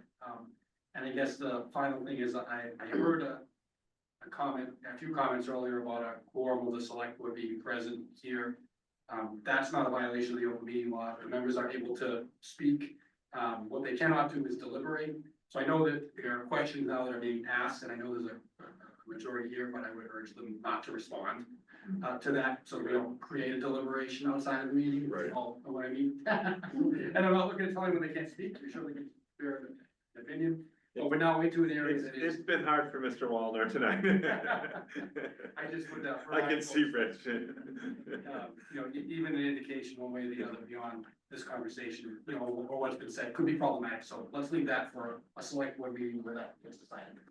So, thank you. Thanks, Mike. I just want to give, Mr. Griffin, you have the floor. Can you hear me? Yeah, I can. Thank you, Mr. Chair. I just signed to sign on. I just wanted to make a quick comment that I don't know exactly what went on tonight, but I usually blown up this evening while I was out. And I received a lot of remarks about some of the behaviors tonight with some of the people that were trying to make their points or whatever. So I wasn't planning on signing on with this, but I certainly am going to be visiting the NORCAM video of tonight's meeting, because honestly, if anything was said or if there was something unjust, I'm going to be looking for an apology, to be honest with you.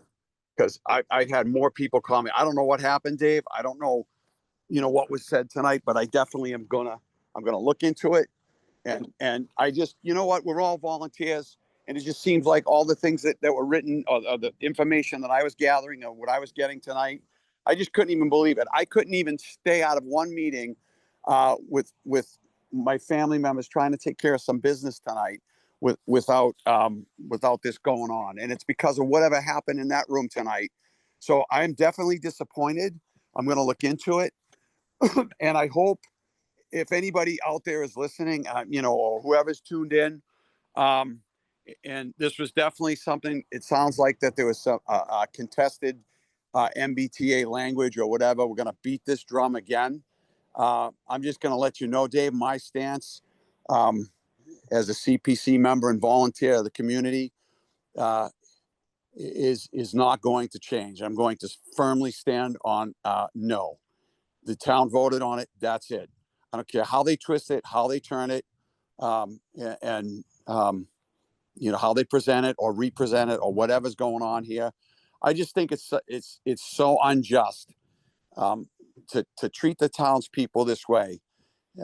We all had our opportunity. We did everything we were asked to do as a board, as a community. We met with the select board number of times. We had, I don't even know how many meetings we had on this issue. And it was like, it just seems like there's a certain group in town. They showed up late for the party, and now it seems like they're stamping their feet. That's just what happens. That's the way it works. If you really cared, you would have, the town would have paid attention or whatever. I don't know. I don't know how to word it, but I'm just really disappointed that the comments and the stuff that people were telling me that was being said. I don't know whether it's true, but I will find out. And I just want to let you know, I give a lot of time to the CPC, and it is just so disheartening and disappointing. That's all. Thanks, Jeff. Yeah, it was a little lively, and that's kind of democracy, but we could do a better job always of being a little bit more respectful. So I don't know, Jeff, I didn't recall anything too much, not directed towards you personally, or just kind of just more directed at the commission itself. So, which your part. So, yeah, got a few arrows in my hat right now. But thanks, Jeff. But yeah, I think just to follow up prior to that, and then from Mike's comments, is that I think that would be the only path, for this different solution that we talked about. So I'll commit to getting everyone together. We'll see how the best way to do that is. I do just want to mention, since I'm gone all of next week, Yeah. if you want to discuss dates, we should do it tonight. So. Yep, okay, The meeting needs to be. yeah. Mike, go ahead. And I, related to the timeline, there are components of that timeline that are not town meeting related, but are zoning bylaw amendment related, so I don't know how those would layer into this. There's no time for a public hearing. Time to have a Oh, public yeah. hearing. Oh, time boy, to- all right. So that I have to defer the town planner. But if we there actually, might be. we already had the meetings though. We have a public hearing, we could advertise it, but if you wanted to have a public hearing on this before town meeting, we would have to do it just some date prior to town meeting. Could even be that day. Okay.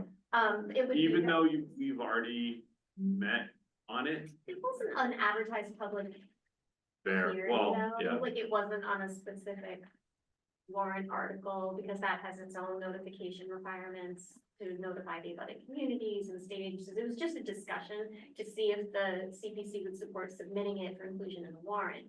If we had submitted it for inclusion in the warrant, then we would have scheduled the hearing probably for tonight.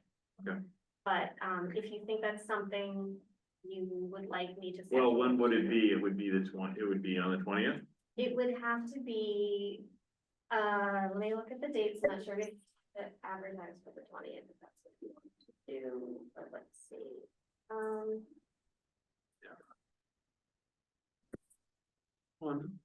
Yeah, we have time. We'd have to advertise it, like, tomorrow morning. Well, I don't, Right, and I'm again, I don't playing. see the harm in doing that, because whether or not we can get this group together, it's on the agenda, it's advertised. If we're not able to, you know, if we'll open it, we'll have discussion, if people don't really, you know, want to do it, then we're gonna find out. So, Okay, so that would be then the May 20th meeting. Yeah. If that's, you'd like me to. Yeah. Please. So on this, how do we leave this? Can we leave this meeting open and continue it? Because, Continue the public hearing if you would like to. You don't have to vote a recommendation if you right, don't want to. well, again, I opened it with that statement that I didn't have enough people, so I want to do that. So it makes sense that you would just continue this meeting, right? Until the 20th. Continue this meeting until the 20th, we can always All put right. up again for discussion. You okay with that, Steve?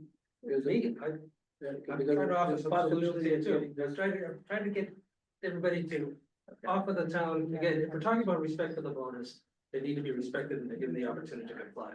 You know, there you go, there it is. Is it the best solution? Probably not, but it's a solution, you know? Is there a better solution? That's up to you people to decide, and I'm in full support if you can come to an conclusion on that. And I would just ask you to consider it quickly. You know, so that, so again, it can be offered respectfully to the voters to make an informed decision, whether it be on this or something that you're sponsoring, which I would like to be able to support. So, Ed, can you read, you can use the 249A rule motion really and just insert, the, citizens petition, multi-family overlay, probably to that. But it wouldn't be, so we already have the 7:30, scheduled. So, just do 8, yeah, you know that. Hello, and Charles, we can do that. I move that the CPC vote to continue the public hearing with the citizens petition on the multifamily overlay until Tuesday, May 20th, 2025 at 8 p.m. Second. Motion second, any further discussion? Hearing none. All in favor, say aye. Aye. And Mr. Griffin, do you? Opposed. Okay, opposed. Motion carries, three in favor, one opposed. So Daniel, did you hear that? Would be 8 o'clock? I'm sorry, so May 20th at 8 o'clock was for the continuation of this Yep. public hearing? And we have the 7:30 still with, Amber Road. So that's kind of, As far as the other, language that you're asking me to advertise, I think we just need to clarify what language it is that we are advertising. I just need to make sure, so when a legal ad is run for a public hearing, it's described what the article is, and then Yep. people come in to look, you know, people can come in, the language is available in the planning office and online, we make it available, so if the legal notice runs on, say, you know, May 1st, as of May 1st, we need to have language in there. So I just wanted to be sure we understand, and I know that there hasn't been a vote to submit it for inclusion in the warrant or for the CPC to sponsor it. I just want to make sure that we're just like procedurally doing this correctly. I can advertise a public hearing, but we have to have something right. say what it is. So the last proposal that we were voted on and looked at made the most sense, but you know, perhaps not. It didn't get through, but there were you had a couple options with that too. I'm just wondering if you could maybe send something out tomorrow morning and get you know, we could get some consensus maybe on a couple of the language of it, or? We could, well, we probably don't want to do that over email. Yeah, because no, we yeah. have to But we could have a meeting Zoom specific. call or something. So let's, okay, so why don't we figure out the exact dates that this would need to run so that maybe we can schedule a meeting for the week after the vacation, that's school vacation week. I just want to make sure we have enough time. So if the meeting were to be held May 20th, we have to advertise Thursday, the 8th and Thursday, May 1st. So if we were to send in a notice to the paper the morning of Tuesday, April 29th, that's enough time to do that. Would we want to schedule a meeting to discuss the language that we would be advertising prior to that?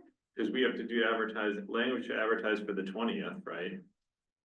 Right. Or can you, We have to have it in hand when the ad runs, and that the ad would run for the first time on May 1st. So, and we would want there to, we want it noted who. so why don't you just do it with the language that we last voted on, because that much we know, and then if we want to make modifications to it, we could have that discussion during that meeting, right? I think we could do that. Like, they'd be small things, Yeah, like we sure, talked yeah. about before. Can I just offer a suggestion? You know, if you're, because of the timing, if you have a proposal which is more inclusive, more expanded, you can always amend it down. Can't amend it out, because it has to remain within the four corners of what the article is. So and again, I don't know what the nuances are as far as the commercial, the height and things of that nature, versus eliminating the commercial altogether.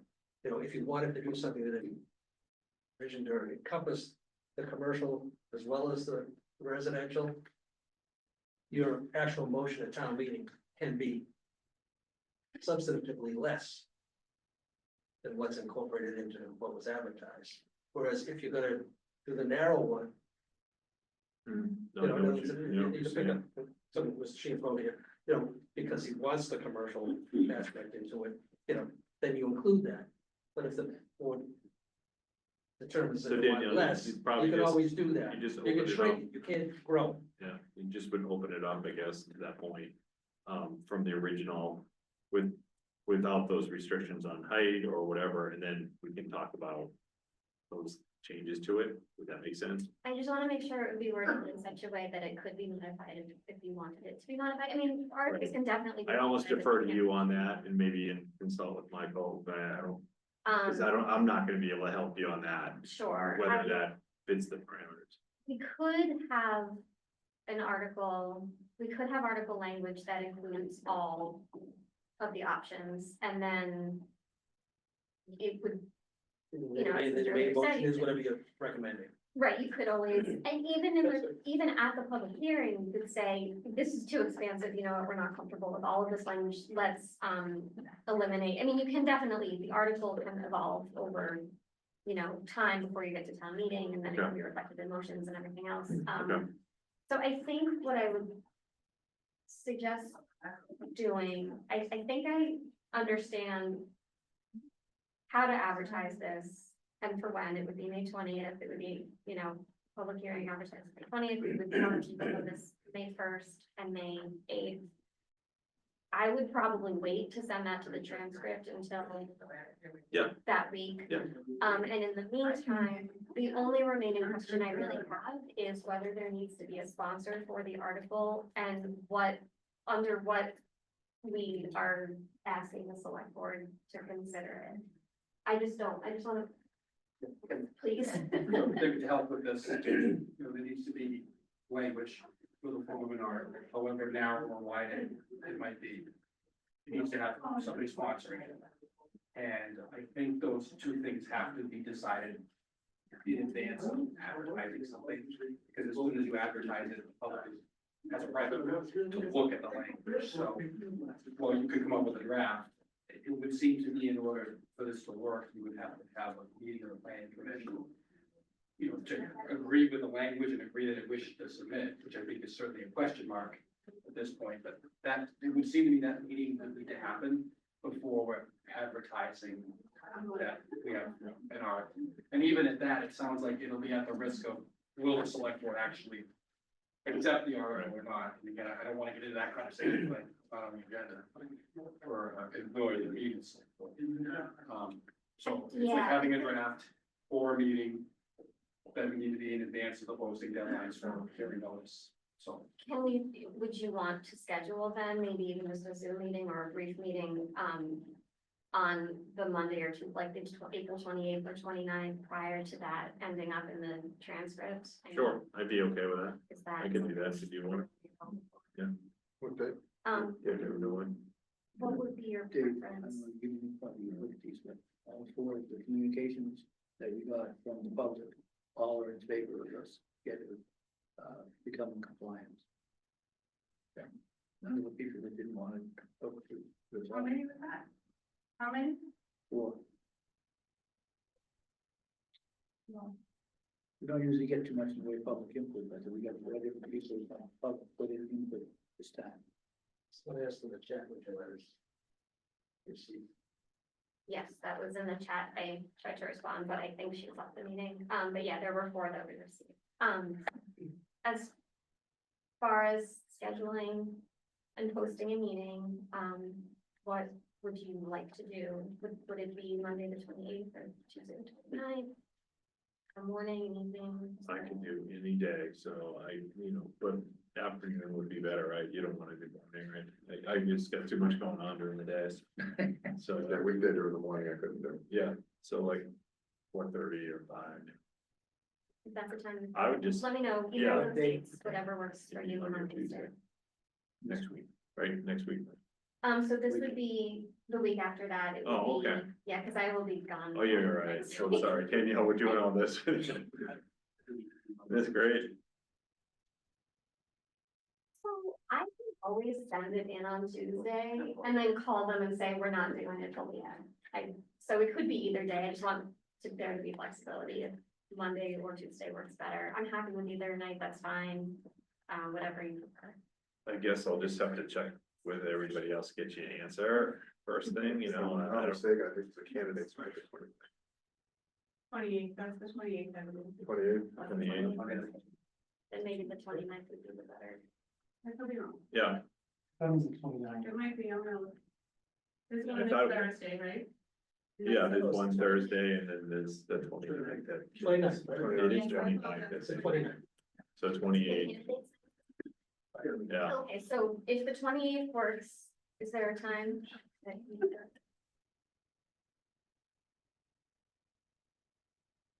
Early evening? Regular, like nighttime? What, you let me know. 5 or 5, good or one later? Yeah. Yeah, 5, I could probably yeah, do 5 o'clock. What, and it's Monday? Yeah, so is it a Monday? Monday the 28th. So Monday, April 28th at 5 p.m. Do you want to do this in person or on Zoom? Zoom.